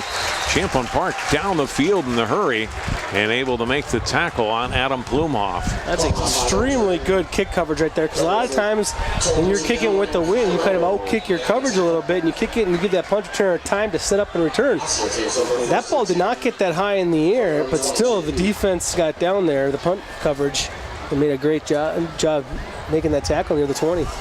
Nick Villemeiser among those in on the stop for Champlin Park. So Osseo back inside its 25-yard line as Rell comes up under center. Lingeson coming in motion. He gets the ball going around the left side and only a couple of yards out to the 23, maybe got to the 24-yard line. He's caught a couple of passes tonight for Osseo.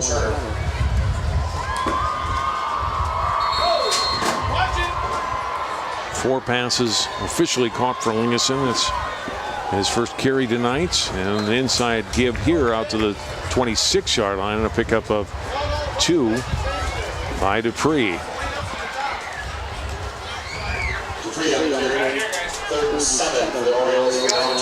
So 3rd down and still 7 to go for Osseo. And the pass intended out for Tardif, and that one goes incomplete. So another 3 and out here for Osseo. And those are the kind of throws that earlier in the game Morrell was making quite easily. Quick 2-3 step drop, fire it out there. That one he just throws it behind his wide receiver, gives him no chance to make that catch.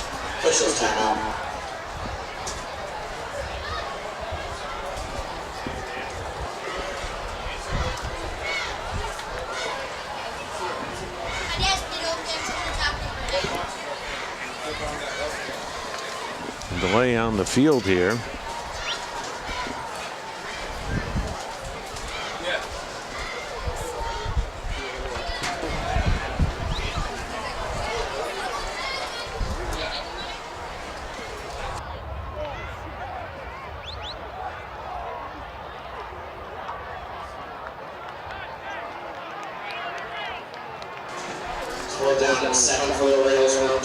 So 4th down and 7 after the officials' timeout. Joe Chia back to punt. And gets the kick away. The bounce at the 50. And be down by Osseo at the 42-yard line.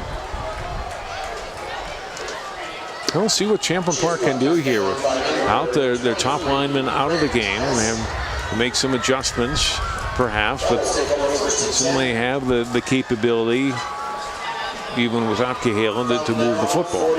Yeah, and that's where you gotta, in high school football, you're not used to, in NFL, you go up against a top defensive end, you have a game plan all week long, right, to kind of chip them and go after them with 2 different people here. You have an injury happen, you have to adjust on the fly, and you have to figure out a way you can protect your quarterback and maybe take some chances down the field. 2 receivers to either side. Folds in the shotgun. Wardlow the lone back. A couple of quick steps back, and then he runs forward, and Folds gets out past the 45 to the 46. So Folds, after that touchdown run, really hasn't been able to do much running the football tonight. Picks up 3 here. It's 3 on the play. Second and 7 for the Rebels. Second down and 7 at their 46-yard line. You're right, John. We haven't seen Folds keep the ball as much as you'd expect, but they haven't been able to keep the chains moving as much last few possessions. Gives to Wardlow. Up the middle and gets out to a couple of yards to the 48. Stop made by Richard Mulba along with Adam Lanners. Mulba and Lammers, two linebackers out there, just really getting to the football in a hurry right there. That just excellent ability to kind of get to the football, get away from the blocking scheme of the Rebels, and make that tackle at the point of impact. 3rd and 4 from the 49 of Champlin Park. Folds, roll out to his left, gets the throw, completion to Carlson to the 44 and a first down. And that time they actually did handle Williams. Wardlow came over there and really got a piece of his outside shoulder, which gave him extra protection. So they double teamed him right there, and that's exactly what they needed to do. They gave him protection, one-on-one covers at the outside, and the Rebels were able to connect. Johnson Villa on the tackle, but it's a first down for Champlin Park at the Osseo 44. There's Folds. He'll step inside. He gets inside the 40 down to the 35. Other than his TD run, that's his best rush of the night. This goes for 9.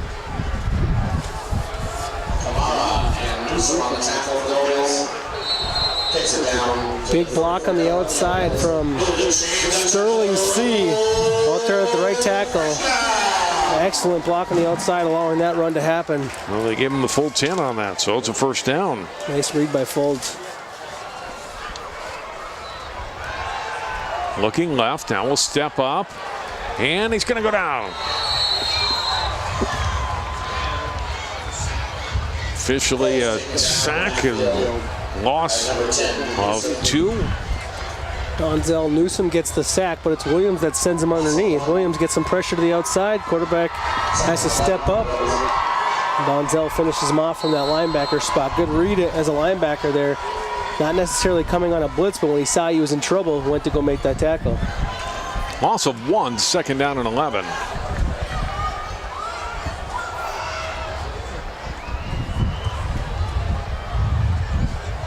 Hanson in motion from left to right. Folds' ball is tipped and it goes incomplete. It's so interesting. You don't see this at the high school level so much. Some defensive end just plays such an impact on a game, and this is again. Folds drops back to pass. Williams, in his pass rush, reads the eyes of the quarterback and gets his hands on the ball, knocks it down.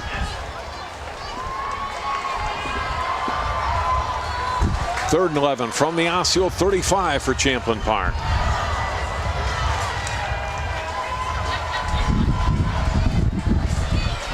Folds will pitch. Wardlow, 35-yard line, 30 down, inside the 25, down to the 22-yard line, and a first down. Gain of 13 yards. So how do you isolate a dominating defensive end? You make him choose, right? You leave him unblocked, you come out, you run the options way. You block everybody else, but you don't block him. Quarterback's got to make a good read. Williams took the ball out of the quarterback's hands, and they pick up the first down by pitching it to Wardlow. Lanners on the tackle. First down and 10, though, for Champlin Park from the Osseo 22. 3 receivers now to the right. Top of your screen, Folds again in the shotgun as you've been all night. Standing back at the Osseo 27. Give it to Wardlow, trying to spin out of a tackle, and he's going to be wrapped up for no gain, even a short loss on the play. Eric Lundstrom on the stop. And he's second down and 11. And now Wardlow will get a little blow here. And second and 10 for the Rebels from the Orioles. Second down, still 10 yards to go. They gave him the forward progress back to the line of scrimmage.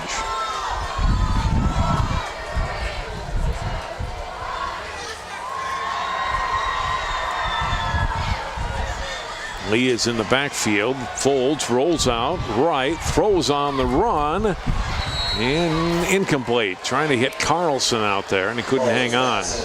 That's interesting there. Folds had Carlson open for quite some time, but I think he was looking downfield to see what he had in the end zone. And then he ended up settling for Carlson, but then by that time it was kind of late. He delivers this ball late. He delivers it right now. He's wide open.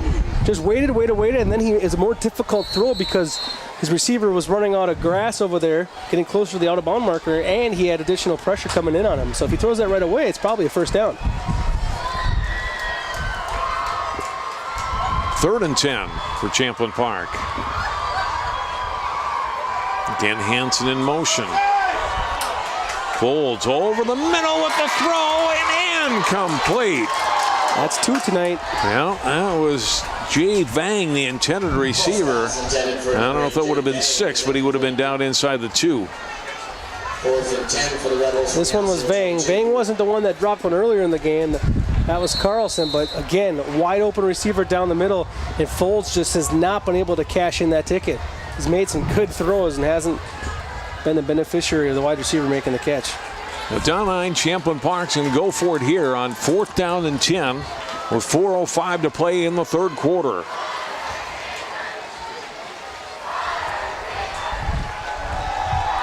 And Folds with room to run. He'll step out now. He's going to have to, and he's going to get the first down. He's inside the 10, down to the 8 before Landers is able to corral him, but he picks up 13 yards in the play. Here's what I love about this run right here. Folds knows he's running the football right now, but he pretends he might throw it still, just to freeze that defense enough. Love that run from Folds right there in the decision making. I think his mind was made up well before that, and he was going to run that football. It was so open, but he kind of kept that ball cocked and ready to go just to make that defense not come at him so quickly. 1st and goal from the 8. What a huge play that is for Champlin Park.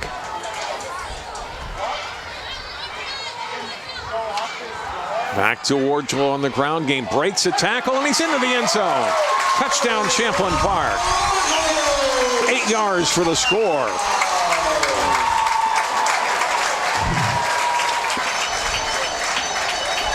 Well, Osseo's going to have to be prepared. They're going to be running to that side more frequently now.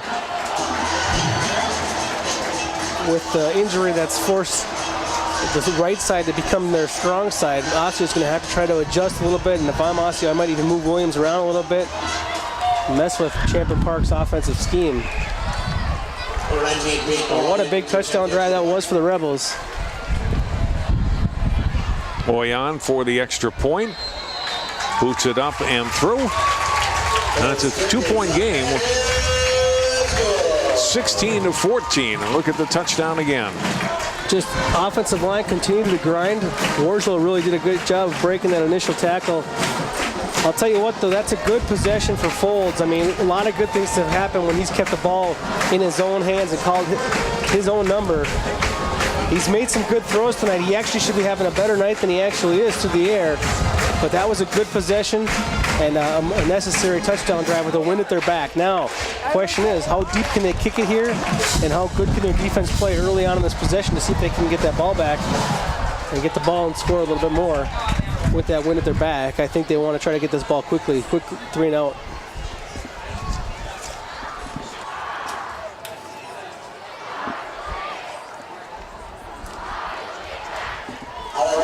Stay on your feet, keep up the noise for the kickoff.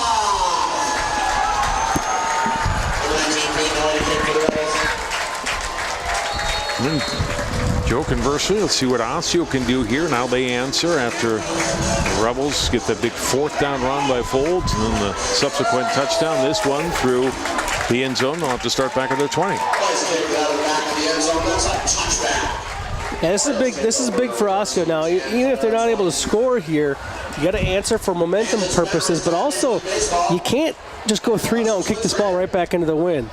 That's going to be a big difference here. If they can at least get the chains moving a couple of times and see if they can't, at least when they do give up the football, punt it with the wind at their back.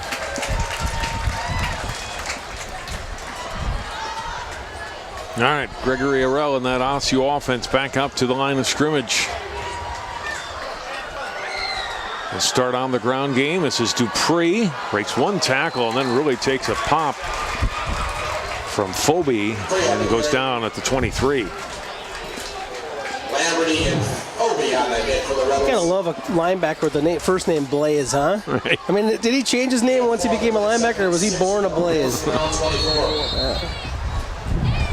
Blaze Phobie, nice little finish to that play.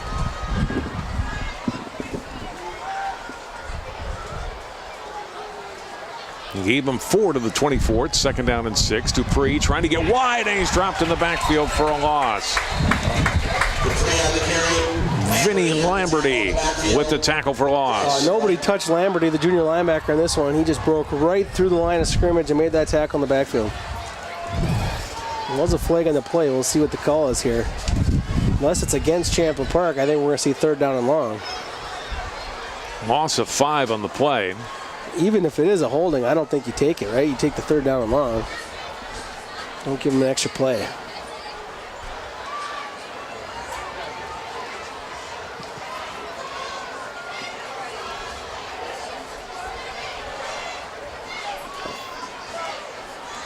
They are going to move him back, though.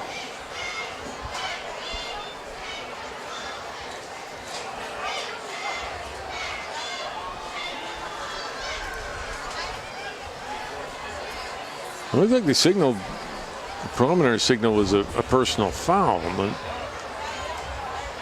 don't know if that was after. It happened during the play, or so during the play. I thought it Okay. was during the play, so I'm guessing if it was a personal foul, it's one of those kind of chop blocks or something that are kind of looked down upon, right? High, low, or something. See if we can see in the middle of your screen. I thought the flag came out pretty quickly. Personal foul called on the Orioles. It's right there in the middle.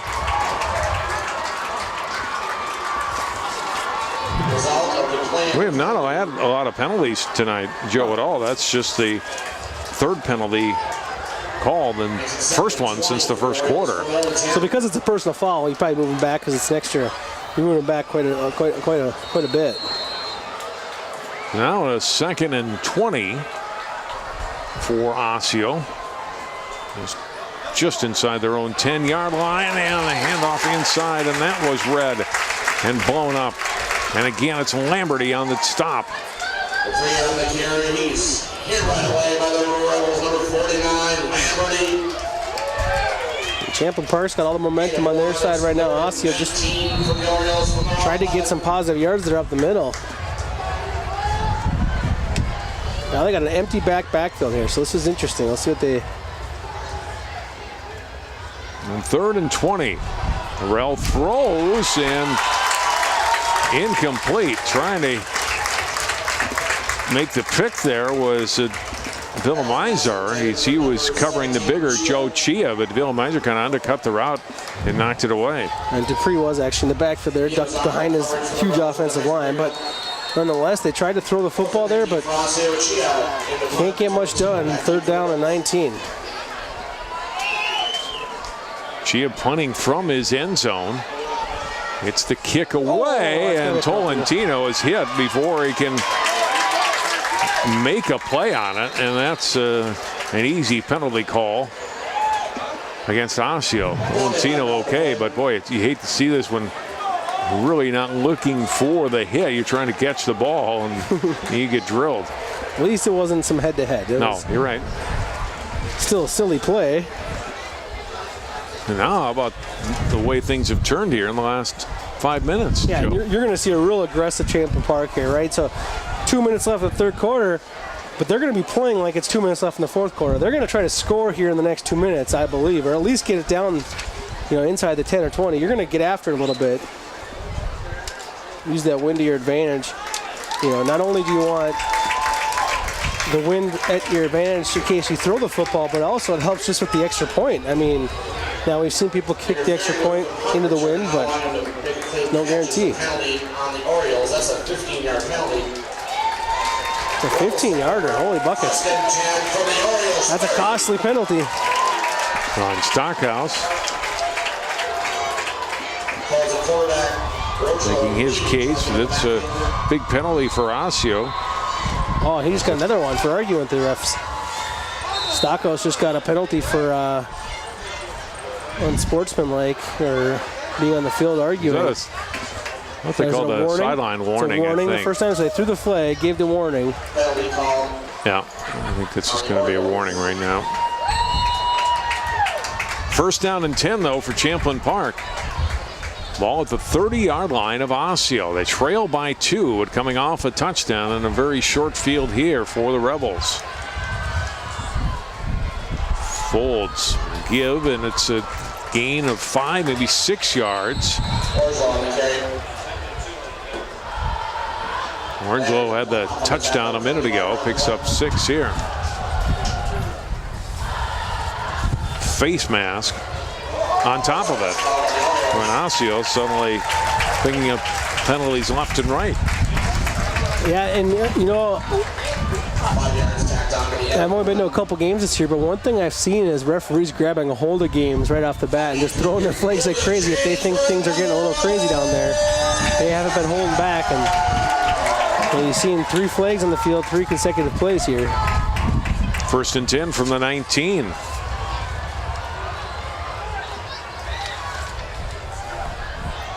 Folds, hand off. Orangelo a couple of yards, but that's it. Lundstrom among those in on the stop for Osseo, along with Williams. Gain of just a yard for Orangelo. His 18th carry tonight. Yeah, just after we said he only averages about 10 yards per carry, they used him a little bit here more tonight. 10 carries per game, yeah. Yeah, 10 yards. Yeah. He's had what, 29 carries in 3 games? He averages 11 yards per carry coming into this game, so Osseo's done a pretty good job against him here tonight. Second and 9 from the 18. Folds looking to throw, going to the end zone and incomplete. Center receiver is gone. Couldn't come down with it. Now this one's not a drop ball, but it's a catchable ball. I mean, that's a good looking throw again from Folds. You know, Folds is a quarterback in every sense of the word. He's a great quarterback. He just doesn't look like your prototypical quarterback, but he plays the game like your prototypical quarterback. He throws the football, runs the football. You know, he's the new wave of what quarterbacks look like in terms of the way he plays, but he just stocky and built like a linebacker. But man, does he throw a good ball. Follow on the coverage for Osseo on the incompletion to Gone. 3rd and 9. Folds will step up and run, and he's going to be wrapped up. And a flag comes in. He was hit after he gained a couple of yards by Zion Stewart, who had helped to bring Folds down. It'll be a gain of a couple and a hold on Champlin Park. Seth Hogan got called for a hold there. Hogan's the one that came in as a replacement at left tackle, but they moved him to the inside, and they basically switched positions on the inside there.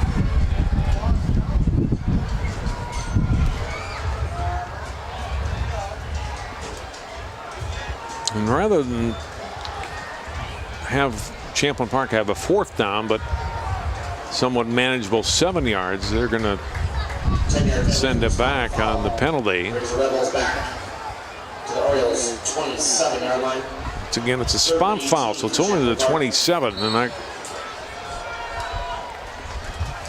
quite a full 10 here Hogan, as far as where it has to go, and so it's 3rd down and 18. So it was pretty close to 10 from where it was before. Anyway, it is 3rd and long.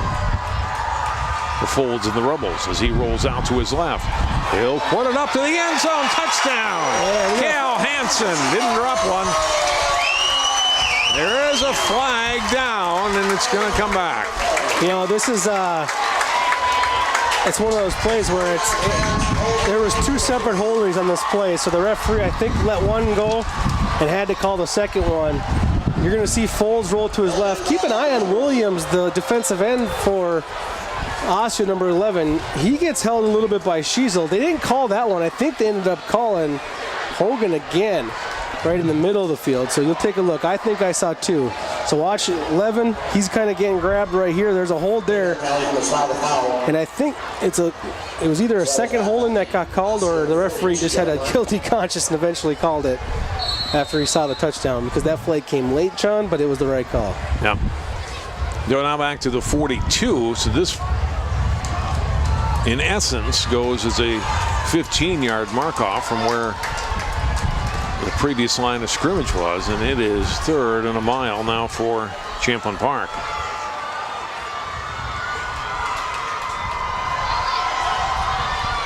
Bolds is going to go deep again over the middle of the field. Seelock, the safety, was coming over the top and was the closest player to it. Hansen downfield for Champlin Park along with Alex Severin, but this one falls to the grass. And it's 4th down, and now Champlin Park, after being briefly in the red zone, you have to punt. Well, I blame you, John Jacobson. You said we didn't have many penalties here tonight. Osseo got 3 or 2, and then Champlin Park got 2. And Champlin Park moved down the field because of penalties and came right back because of penalties of their own. So Osseo staves off what seemed like was going to be a huge momentum swing for Champlin Park. Got the ball 1st and 10 at the 30. Instead, they go backwards and have to punt it away. Nice scoop by the punter there. Well, he gets the kick, bounces at the 2 and into the end zone. So Osseo will take it at their 20-yard line. Under 30 seconds to play here in the 3rd quarter. Tell you what, though, Peyton, a lot of punters don't handle that snap very well. He scooped that thing right up confidently and punted it away. But that ball, if you'd have struggled with that at all, he'd have been in some trouble. Rebel students, may I have your attention, please? If you're a Champlin Park High School student and your first name is Tashina and you've lost your ID, we have it up in the press box. 1st and 10 Osseo from the 20.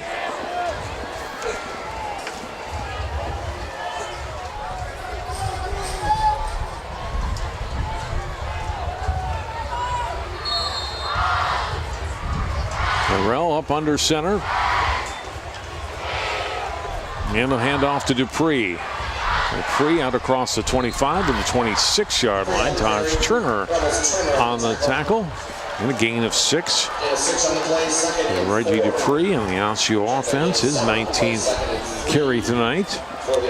Well, when Osseo won the toss here tonight, deferred, they wanted this exact situation, and that's have a lead going into the 4th quarter and have the win at your back, and Osseo's put himself in that kind of situation here tonight.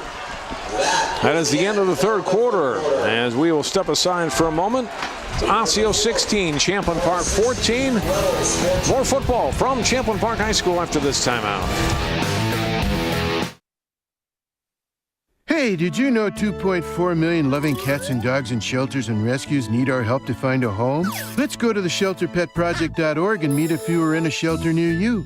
Harlow, oh, she's one great listener who loves to hear all your stories. My kind of cat.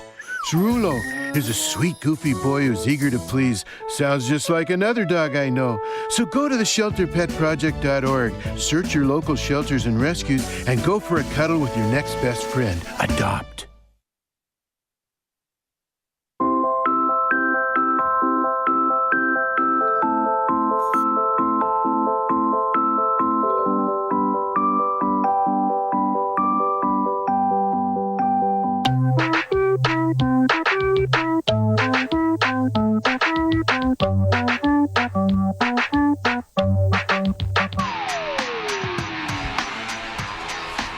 Second down for Osseo to start the 4th quarter of play, and a 1st down run. A run for a 1st down is how I should have worded that. And picking up the yardage, Aaron Jupal. Yeah, a little change up there. Give the ball to the fullback. He's been to me the lead blocker a few times here tonight, and you can see a little change up right there. Caught the defense off guard and pick up a nice 1st down. Well, Paul gets them out to the 39-yard line. They go back to Dupree here on 1st and 10. Slides forward to the 43, gain of 4. 3 straight rushing plays for Osseo, successful on this drive. And if you're Osseo, that's what you want to do right now on this drive, is let that big offensive line do its job up front. It had a really good 2nd quarter. You're hoping you can kind of do that again in the 4th quarter here. Continues to move the chains with that big line. 2nd and 6. Gain of a couple for Jupal to the 46-yard line. So 3rd down and 3. That's the one thing we haven't really seen. And we've seen him give the ball to the fullback a couple of times tonight, but we haven't seen a replacement tailback come in for either team really tonight to get any really volume of carries.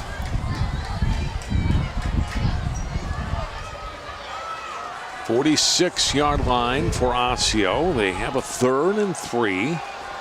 They'll give to Dupree. He's going to get the first down. He's into Champlin Park territory and brought down at the Rebels' 47. Tolentino on the tackle.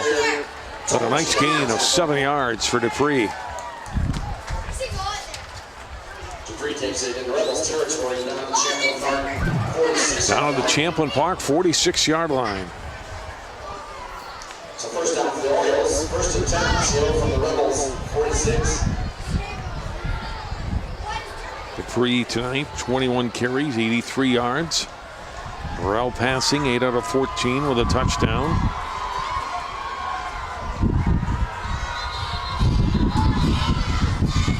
Movement on the top side there. One of the wide receivers from Osseo. Cardiff getting going a little early. It's an unforced error right there. And that's the kind of thing that can slow down a drive. I mean, here they are just cruising along. 3-4 yards a chunk, connecting on 3rd down. Now they go 1st down and 15. Someone's got to pick him up. Back to their 49. 1st and 15 for the Orioles. Hand off to Dupree.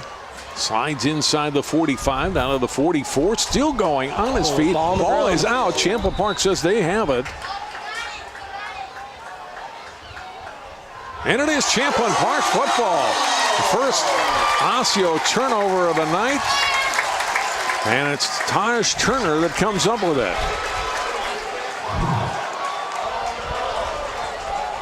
See where the ball comes out. It's a really good run, but it comes out right there as he hits that 2nd level. A little bit of loose ball there. It wasn't a big impact hit that knocks this ball out. Look at right here. The ball's loose.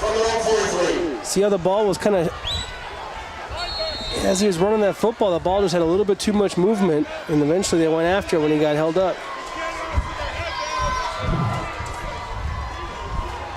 Let's see what the Rebels can do with this opportunity now. They have a 1st and 10 at their 43-yard line.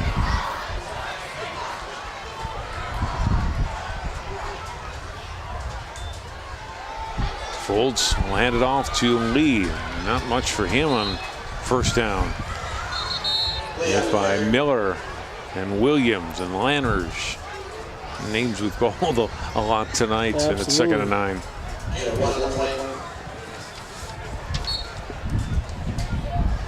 Second and 9 for the Rebels from their own 44.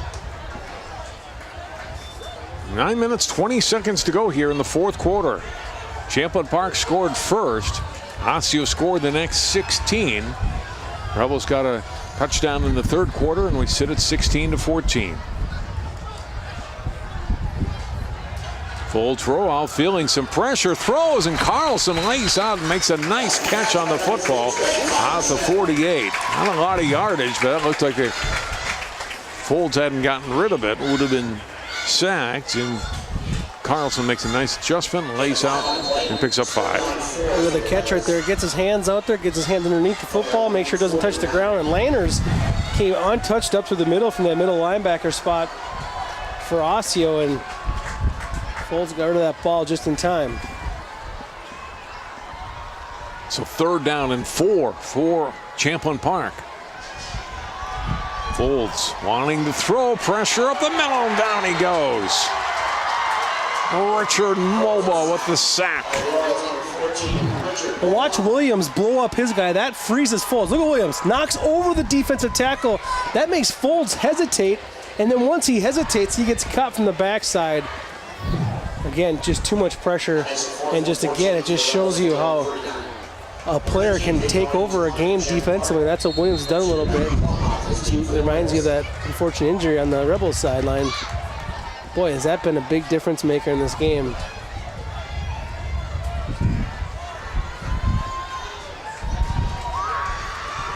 Oh, Champlin Park unable to take advantage of the turnover. Well, he gets the punt away. It'll bounce at the Osseo 40 and touched by Champlin Park. Oh, there's some white shirts that were a little closer to the football than the Orioles coaches, I'm sure, would have preferred, but no harm done. They'll have it first down and 10. They'll mark it at the Osseo 38 with 7:29 to go. Hey, for Osseo, it's a chance to put it away, right? Yeah. I mean, that's what you look at this. This is what an offensive line would dream of. Two-point lead, 7 minutes on the clock. They would love to take 4 or 5 minutes off this clock and plug it in for 6.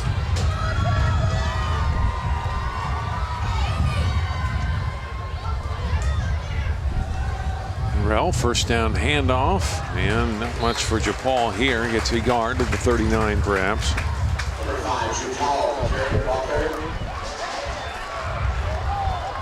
Osseo has really ran the ball a lot lately, right? Hasn't put the ball in the air in some time. Now they have the wind at their back. You just wonder, play action fake. One of these times here, do you take a chance and just see if you can make something happen?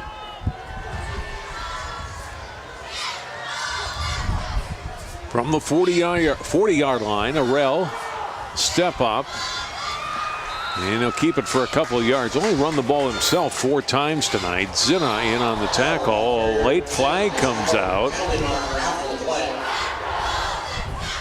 Champlin Park players clapping as if perhaps there was unsportsmanlike against Osseo. And we'll see which way it actually goes. Unsportsmanlike.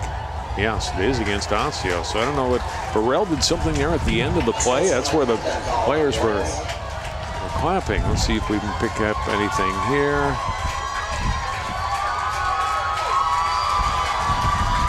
I don't think there's anything there, although that's where the flag comes out. Now, I didn't see anything egregious there, but that's he's certainly obviously where the saying flag something. came. Yeah. Because he saw the play come out and he didn't even turn around.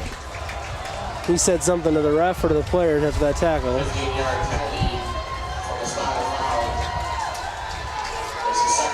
And that official has been right on the Osseo sidelines all night long, so he doesn't have much tolerance for anything that's coming out of their mouths right now.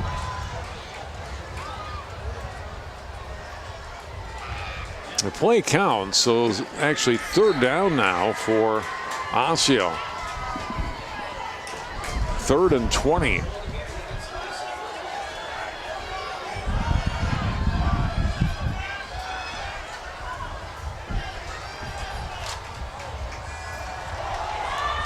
Inside give. They're going to keep it on the ground, try to run some more time, and they're not going to get a first down, obviously, but secure the football.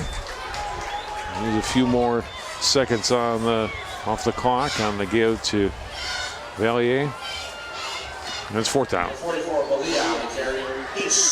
Oh, it's so hard to know what kills that drive right there. I mean, one of them is the penalty. You actually never get an explanation for what it is. So it's a real weird ending to a critical possession. Osseo, if they're having issues with composure tonight, they're going to have to get it together if they want this W. Chia with a good kick. Tolentino back to his 25-yard line. Out to the 35 and drags the tackler with him an extra 4 yards to the 39. Stop made by Micah Beisner. First down and 10 for Champlin Park. The Rebels offense back on the field, and they make one more push. They may not get another chance, Joe. Yeah, and here comes one of those water breaks. Now we're taking them, John. Official just took a timeout. We're going to have a water break. Comes with 5 minutes and 41 seconds to play here in the football game. Time allows you to reset here and say, okay, this is a pretty big possession. Tight ball game, 2 teams, same records. Longtime conference rivals. We have an upcoming fundraiser where you can show your team spirit by joining Chipotle for a fundraiser to support Champlin. Let's go back down to the field. Allie has another injury update for us. Hey guys, this offensive line is starting to wear thin. Number 64, Keenan Schissel, with some sort of a leg injury. He is limping in a major way, and I don't expect to see him back out on the field, but it's something to keep an eye on. This offensive line has taken some hits. Thanks, Allie. Yeah, Schizel's starting center. You've already lost Cahalan, starting left tackle. And he's the center, but he got moved to left tackle. Hogan came in to play center now, and Schizel's the one that's been handling Williams. And if he's done, that's 2 players now that have gone down from that spot. Interesting to see what they do over there at left tackle. From the 39-yard line. Folds trying to run that way, and he will get to the line of scrimmage, and that's it. Iguodalo's now back in there at left tackle, trying to do his best job.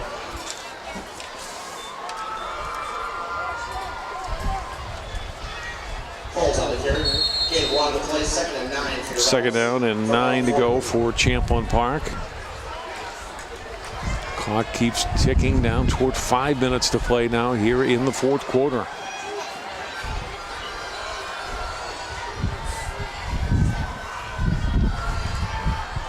Folds looking over the defense. Wardlow behind him. Offside on Osseo.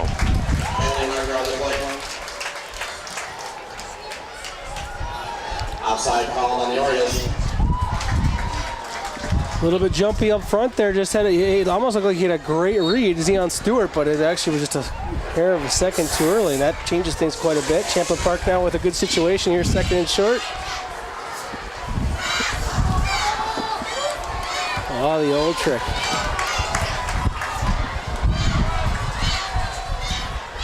On second down from the 45 of Champlin Park. They trail it by 2. Folds, throws complete. Hansen the reception.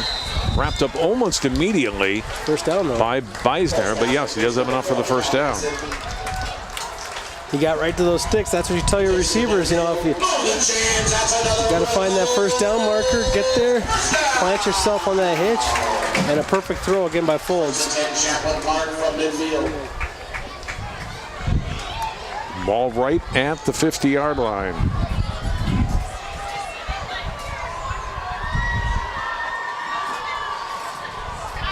Folds again, taking his time on the play clock. Now has the ball, handed off. Wardlow trying to pop it right side. Broke one tackle, but that's it. Gets a couple of yards to the 48, maybe 3 to the 47-yard line before he's brought down by Elton Don. 3 in the play, second and 7 for the Rebels from the Orioles 47.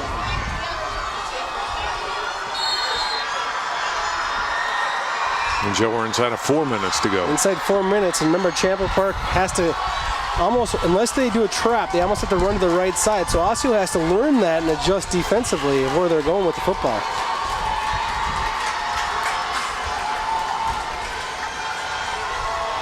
Hand off to Lee, and he got popped on his second effort by Anthony Williams.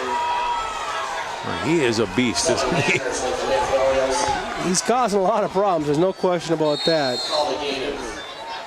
He's only 210 pounds at 6'5", but when you're 6'5", you have long arms, and that's hard to block as an offensive lineman. You got a guy who gets his arms on you before you can get on him.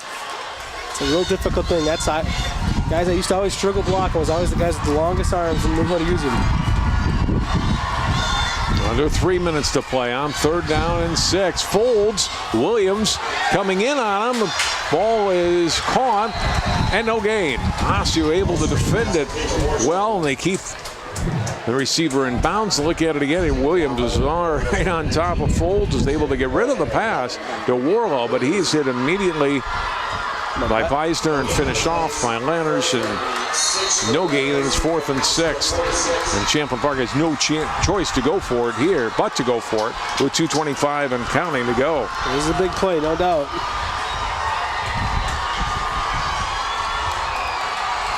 Three receivers to the left. See if they don't isolate the receiver here on the near side of the field, one-on-one. 4th and 6 for the Rebels. Roll out. Folds. Throws downfield. Got a man. That's Hansen. A first down inside the 20 to the Osseo 19.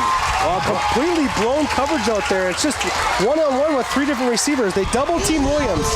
They use the running back to double-team the defensive end. That's been giving them all kinds of problems, but somehow the Osseo Orioles completely blow man-to-man coverage on a trips left. A 28-yard gain. He goes out of bounds, stopping the clock with 1:58 to go.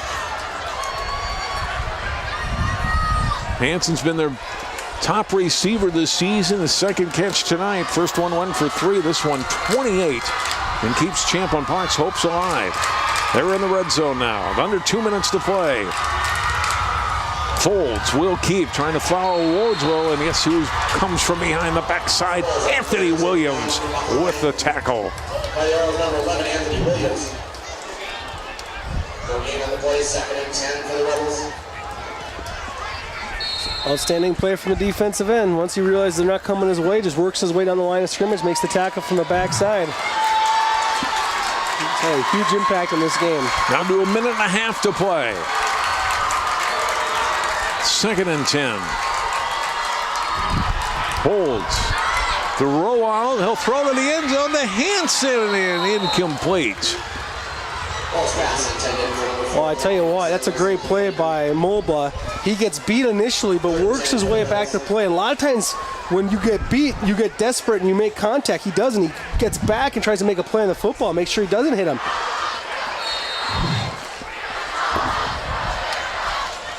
Hansen would have had a hard time coming down with that inbounds, I think. I mean, that was right at the sideline. 1:19 to go, a 3rd down and 10.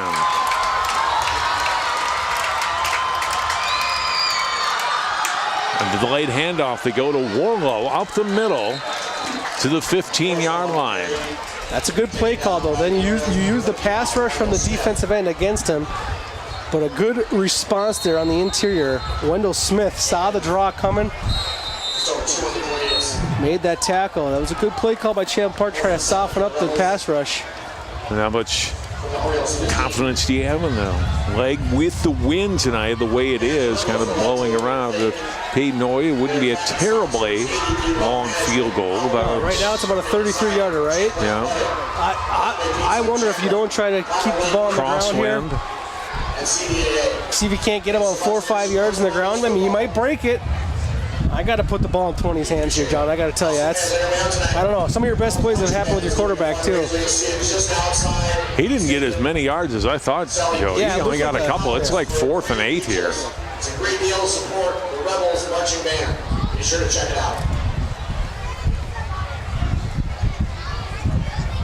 I'd run that screen. Still a long way to go in this game, but remember, as you're leaving the stadium tonight, please remember. I want to get the ball to my best athlete with as much space as you can give it to him. So find something to give Warjo out in the open. Easier said than done. Osseo's defense has been really rallying to the football here tonight quite well. They're going to kick a field goal. Oy is out there. Folds is the holder. It'll be a 33-yard attempt. Crosswind blowing from the Osseo sideline across here to the home sideline. And they'll take another timeout.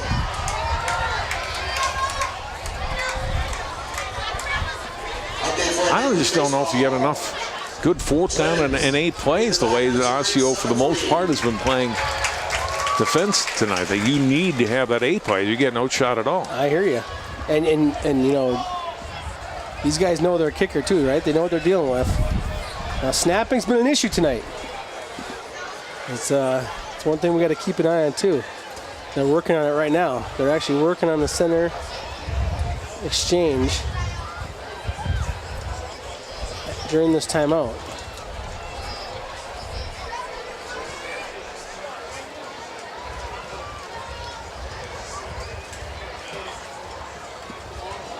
How big is that safety now? Yeah. You know? Yeah. I mean, that's the difference in the ball game, obviously.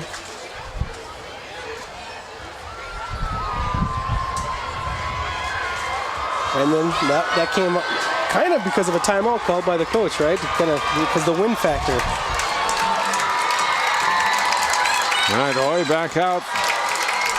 We'll mark it down at the 23. This will be a 33-yard field goal with a minute left to give Champlin Park the lead. Snap, kick, up. It is good through inside and left upright. And Champlin Park takes the lead 17-16 with 56 seconds to go. He hammered it. I mean, he tried to kick that one right through the wind.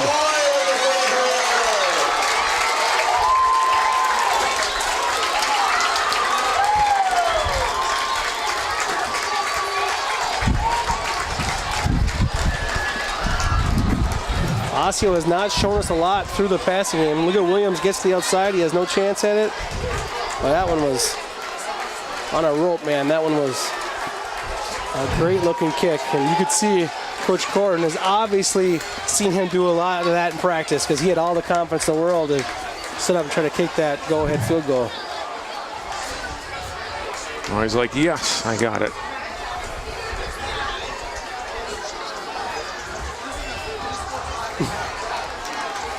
How about that? And he got ice in his veins. That's what he was pointing at, John. Ice in the veins. He had a chance to win a playoff game last year at Rosemont. Missed a fairly short field goal. Rebels ended up winning it in overtime. But this is a huge one here for the senior to boot it through. And now Champlin Park, see if they can hold on for the last 56 seconds of play.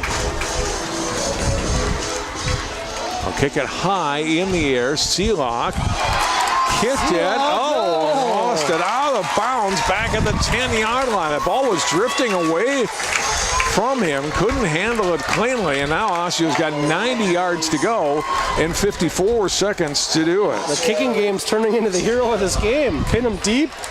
Get the game winner. Perhaps. Osseo has all three of their timeouts. 54.1 seconds to play. First and 10 for the Orioles from their own 10.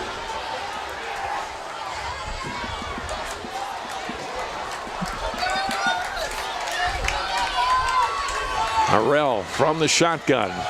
Rolling out on first down. Throws and incomplete. Overshot his intended receiver, Whitner, and it's second down. Whitner had a little alligator arms there too. Didn't really make a huge effort to go grab that football, but Second and 10 for Osseo. you go all out here. Last two plays if you're Osseo to make this happen.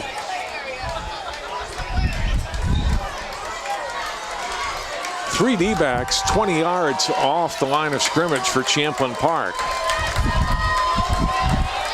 Harrell looking to throw again. Throw is high and incomplete. Tolentino got a little bit of a hit, but then let up. He didn't want to get called for a late hit there as he was defending Grant Tardif. And it's 3rd and 10.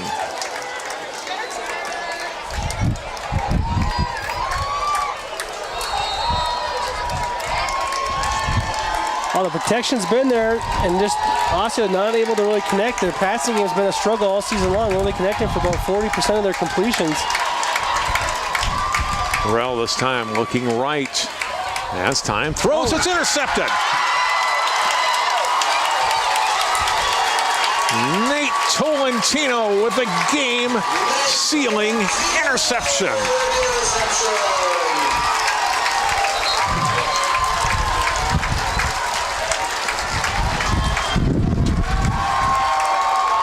Well, you can see there's too many guys back there in defense. Other guys out on the route, and that pass has never had a chance. Tolentino sat there, waited for it, jumped in, interception, and game over Rebels. Take a look one more time. Rolls to his right. The protection's there. Eventually has to throw it. He's got one receiver with 3 Rebels around. It just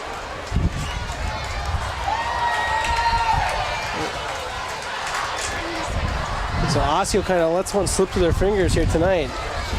And they had a chance. You want to go back to that one play where Dupree got, or we think it's Dupree, got the after the play unsportsmanlike. I think it was on Harrell, quarterback.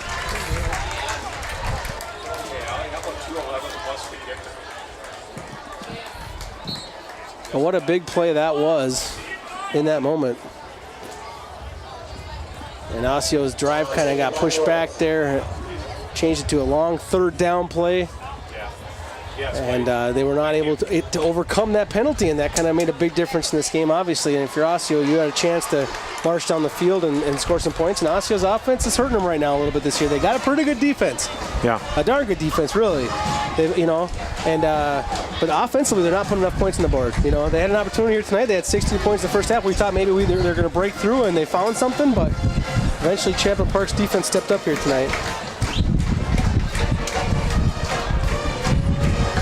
Osseo did take a timeout. 2nd down coming. They Do have 2 timeouts remaining. And Champlin Park gets through this here and wins this ball game tonight. It's a big character win, too, to have another senior captain go down with an injury, and everyone kind of stepped up around him, and they found different ways to block maybe one of the better defensive ends around. And Shizzle goes down. Yeah, Halen went down in the first half. Now Folds here just taking some time off the clock. A good run out to his right to take off some more time and run that game clock down. Tackled by Deontay Miller.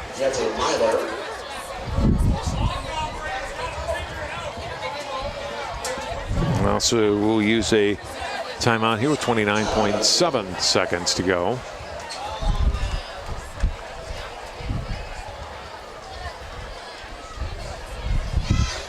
And of course, I think Champlin Park's arguing that was a hard hit or an unnecessary hit or late. I don't know what they're saying, but the Folds helmet did pop off. I didn't see anything there that was other than just football, right? Yeah, and actually, I don't know if it was about the hit. I wonder if there's something going on with kind of the clock timeout situations. It seems like it's. Coming out of timeout, it'll be 3rd and 16 for the Rebels. From the Orioles 22. Time later. Well, he's going to get to 3rd down, one more timeout left, and then they're going to have to go to 4th down, and I think they're going to be able to just snap the ball. 4th down, Osseo's going to get the football back here because you got one timeout left. Right. Going to call a timeout here after the 3rd down play, and then on 4th down, you're going to have to figure out what to do. If you kick it, try to kick another field goal. Well, I don't think you take any chance of a block, right? You run it up the middle or and you give Osseo the ball back with, 10, 12 seconds left and no timeouts and inside their 20. And we should see some razzle-dazzle.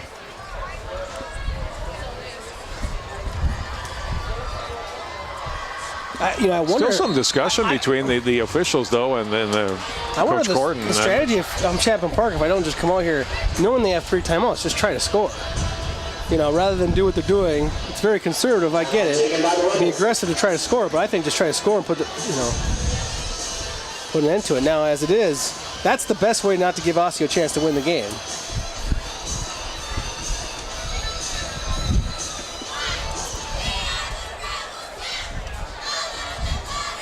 This is a really long time out, though, John. I'll tell you that. Yeah, it is. Well, Champlin Park just took one after the Osseo one. Okay, I see. The Rebels just took the timeout.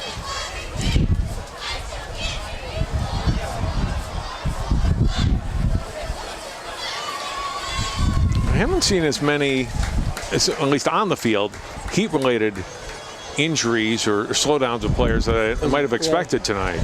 A couple of times on the field with players cramping up, but not a lot. Well, a lot of times, to me, it's the guys that play two ways, and we haven't seen as many two-way players tonight. All right, 29.7 seconds to go. 3rd down, 16 to go for Champlin Park.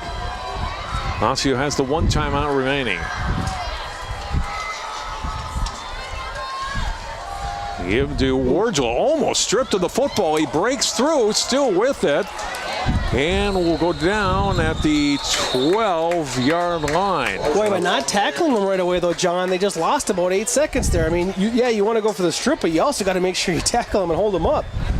That cost Osseo quite a bit of time there. Well, not only quite a bit of time, but now it's a 4th and manageable. First you had 3rd and 16, and now you've got 4th down at about 5. That was gain. Well, if you're Champlin Park, 10 yards there. Look at it, here we had to look at it, but a nice tough run by Wardle. He saw the ball almost get stripped immediately, but he hung on to the ball. He gets it down to the 12-yard line, so 4th down, 19.6 seconds remaining. Orioles are now out of timeout. Osseo, you want to try to strip the ball here, but really you got to make a tackle and stop the clock, and that's the biggest thing. You're not going to go for the ball as much here as you just need to make a tackle.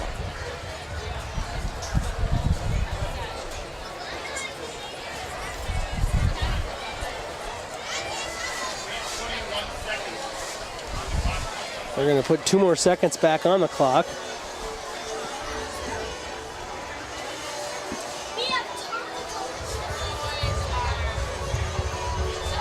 There we go. Now it's reset to 21.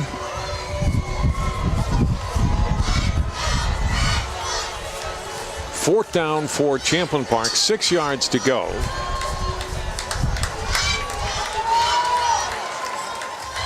Folds will come on under center.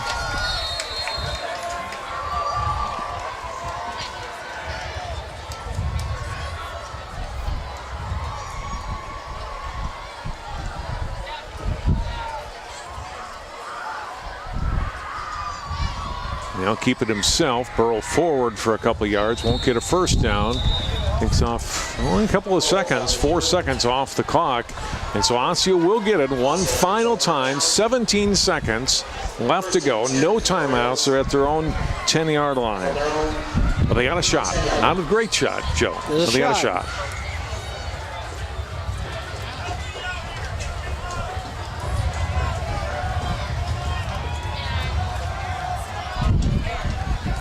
So what do you do? I mean, you got to get it to midfield to give yourself a chance to throw into the end zone, right? Yeah, I think high school you get that quick stoppage of the clock with the first down. So I try to expose the middle of the field. That's usually what's left open in these situations.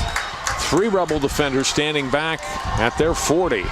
Harrell steps up, throws over the middle, underthrew it, as it intercepted. It's not a catch. That ball's on the ground, but the referees didn't see it. Oh. That is Blaze Foley.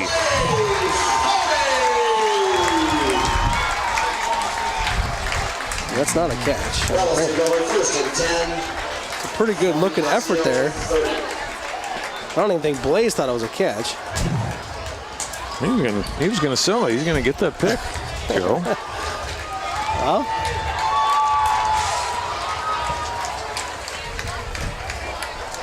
now that's the game-sealing interception. Right. I called the first one a little too early. I did, didn't I?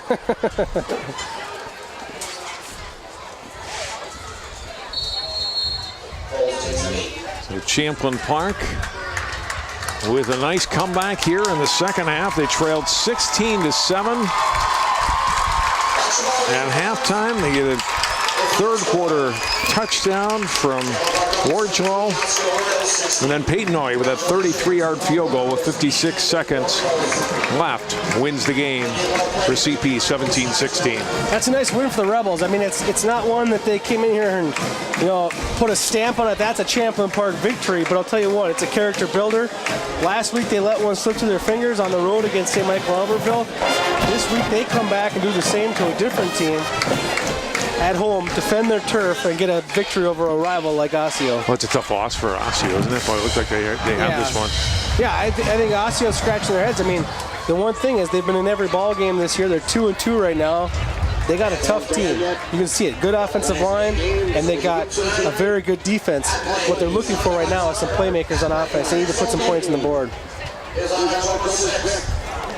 And that's the weird thing about it, Don, is that Osseo is always rich with playmakers. They always have, a couple kids each year. They're going to go play college football somewhere from the wide receiver, the running back position, or quarterback position. This year, right now, they got a great offensive line. They're just looking for some playmakers to step up and help out guys like Dupree. A nice win for Champlin Park, 17-16. The final. We're going to take a quick timeout. Allie's going to hear from a couple of the Rebels in just a moment. You're watching live coverage of high school football from Champlin Park High School on CCX. The color in my garden keeps the pink in my cheeks. I was very independent and thought I could take care of myself. I fell and I had to have Meals on Wheels. They're my savior. My name is Lola Silvestri. America, let's do lunch. Drop off a hot meal and say hello. Volunteer by donating your lunch break at americaletsdolunch.org. I adopted Bento in 2010 from a shelter. As it turns out, we have very similar personalities. And this cat makes me make art because he's always motivating me to take pictures of him, to draw pictures of him. He just is motivating artistically. It's just that simple. Well, he's my best friend, but a lot of people know him as Keyboard Cat.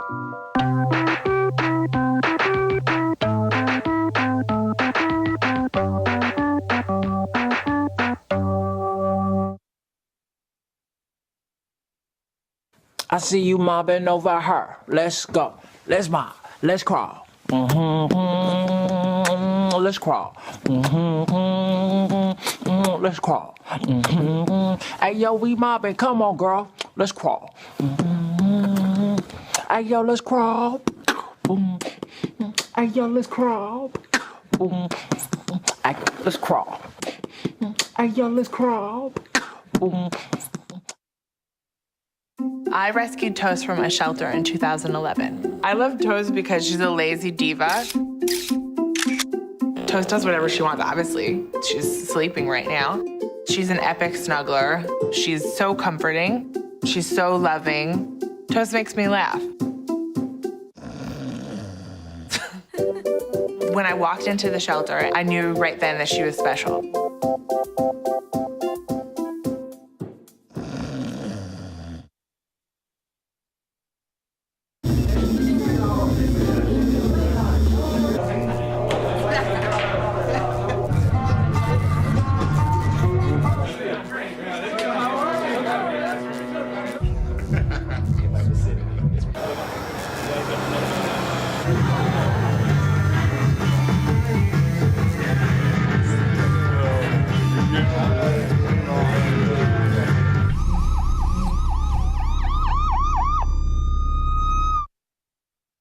Every time I hear the alarm bell go off in school, I think it's an air raid. A lot of houses in our neighborhood have been destroyed. I like to close my ears and sing songs whenever the bombs come close. I'm worried our new neighbors won't like us. But I know it's all gonna be worth it. I just want my family to be safe. But these are not my words. These are not my words. These are not my words.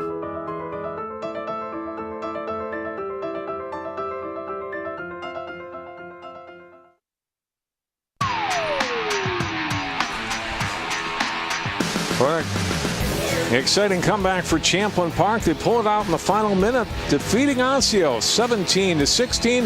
Let's go down to the field and Allie Arlt. Hey guys, we corralled them. 3 of the best players that made incredible plays throughout this game. We're going to start first with their quarterback in Joey Faulds. Joey, from the start of this game, you got that first score, and we'll get back to that. But you guys trailed the entire way until the very end. How are you guys able to battle back? I mean, our team, our motto is always it's been finish. I mean, you got to finish every game, finish every practice, finish everything you do.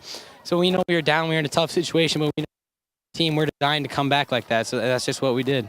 You got the first score of the game, a 38-yard rushing touchdown. Watch that one. I mean, the O-line opened a hole for me outside. I just took off. Everyone blocked it well, and I don't think I got touched while I was down by the end zone. You guys came off of a disappointing loss to St. Michael Albertville just last Friday. Talk about what it says about this team as you guys have so much resiliency winning this one by 1. Yeah, that's exactly right. We're just resilient. I mean, we came this last week of practice with a new fire and new intensity, and we just knew we had to work hard to bounce back, and that's just what we did. All right. Well, thanks so much for your time. Great job tonight. We're gonna go over to Peyton. Oi. Well, there are three vowels there in the whole name. Game-winning field goal, 23-yarder. When you know that the game's on the line and they say, hey, Peyton, you're up, what are your thoughts right away? My thoughts are I just got to trust the other 10 guys on the field. My job's easy. I just kick the ball straight. I got to trust my snapper, my blockers, and my holder to get the job done, and they did it. So that snap comes, you put the leg to it, and what are your thoughts right away? It's going in. And to have that experience and to know that you got that extra points on the board, what does that say about you contributing to the team? It's just everybody's got a role on this team, and I know I did mine tonight, and that everybody did. It's like Nate right here. Congrats. Nice job on that field goal. We're going to go over now to Nate Tolentino. Nate with the game-saving interception. Yeah. Oh, yeah, you just happened to do that tonight. Walk us through that interception. All right, so we're in 3 prevent, and they're going to normally do a flood route, and so you get 12 yards out, 2 yards from the sideline, and just waited for the ball to come to me, and it came to me, and when I had the chance to go, I got it. I went for it. You did. You were so amped up for it. We talked about it with Joey, the resiliency of this team, but talk about that battle-back mentality of being down the whole game and coming out but winning by 1. Yeah, when we went in the locker room during halftime, we talked it out and was like, hey, we need to bounce back. It's our game motto is unfinished business. And so I was like, all right, guys, we need to finish offense. As soon as you start clicking defense, we got to click, and we're going to play as a team. And then we got up, and we bounced back and got the W. You guys had an incredible season last year. You went to the semifinals of the state tournament, and now here you are having a 3-1 season so far. Where do you see this team going? Oh, I see us going back. I see us going back. We have some great athletes, great team, and great coaching staff, so we'll be back there this year. Go enjoy it with your team. All right, thank you. Guys, back up to you. Sally, and Champlin Park wins it when it looked at times like they would not tonight, Joe, and despite being kind of the walking wounded on that offensive line, they got 3 guys who were starters at the beginning of the year that are out right now. So that's something they're going to have to address and hopefully heal in the next coming weeks. They have homecoming here in 2 weeks against Roseville. The Rebels could go for a bye week. Yeah, right. Problem is they don't have it. Right. In high school football, it's a sprint to the finish, really. And I mean, in a couple weeks, they're staring down MEA week and playoffs. So they got to find a way to get healthy in this shortened season. But right now, it's a good victory right now to come in here, defend your home turf, go up against a team like Osseo that looked like they had all things kind of clicking in that first half. Champlin Park comes back, and they really grew as a team here tonight. You know, as the kicker said, everyone has a role, and those players stepped up here tonight. And some of the 7th and 8th linemen got their number called here tonight to block an all-conference, maybe an all-state player, and they stepped up and did their job, and it was a great win for the Rebels. Get to meet some of the youth football players as well after the game, and it's a little easier to do when you've got a win instead of a loss. And so they go to 3-1. Osseo falls to 2-2 with the defeat tonight. Next Friday, we'll have a District 281 matchup, 5 p.m. kickoff. Armstrong takes on Cooper. That'll be our next football here on CCX. That'll do it for tonight's telecast. And for Allie Alt, Joe Mullane, and all of our staff, I'm John Jacobson. Thanks for tuning in for our coverage of tonight's matchup between Osseo and Champlin Park. It's the Rebels with a late field goal. They win it over the Orioles 17-16.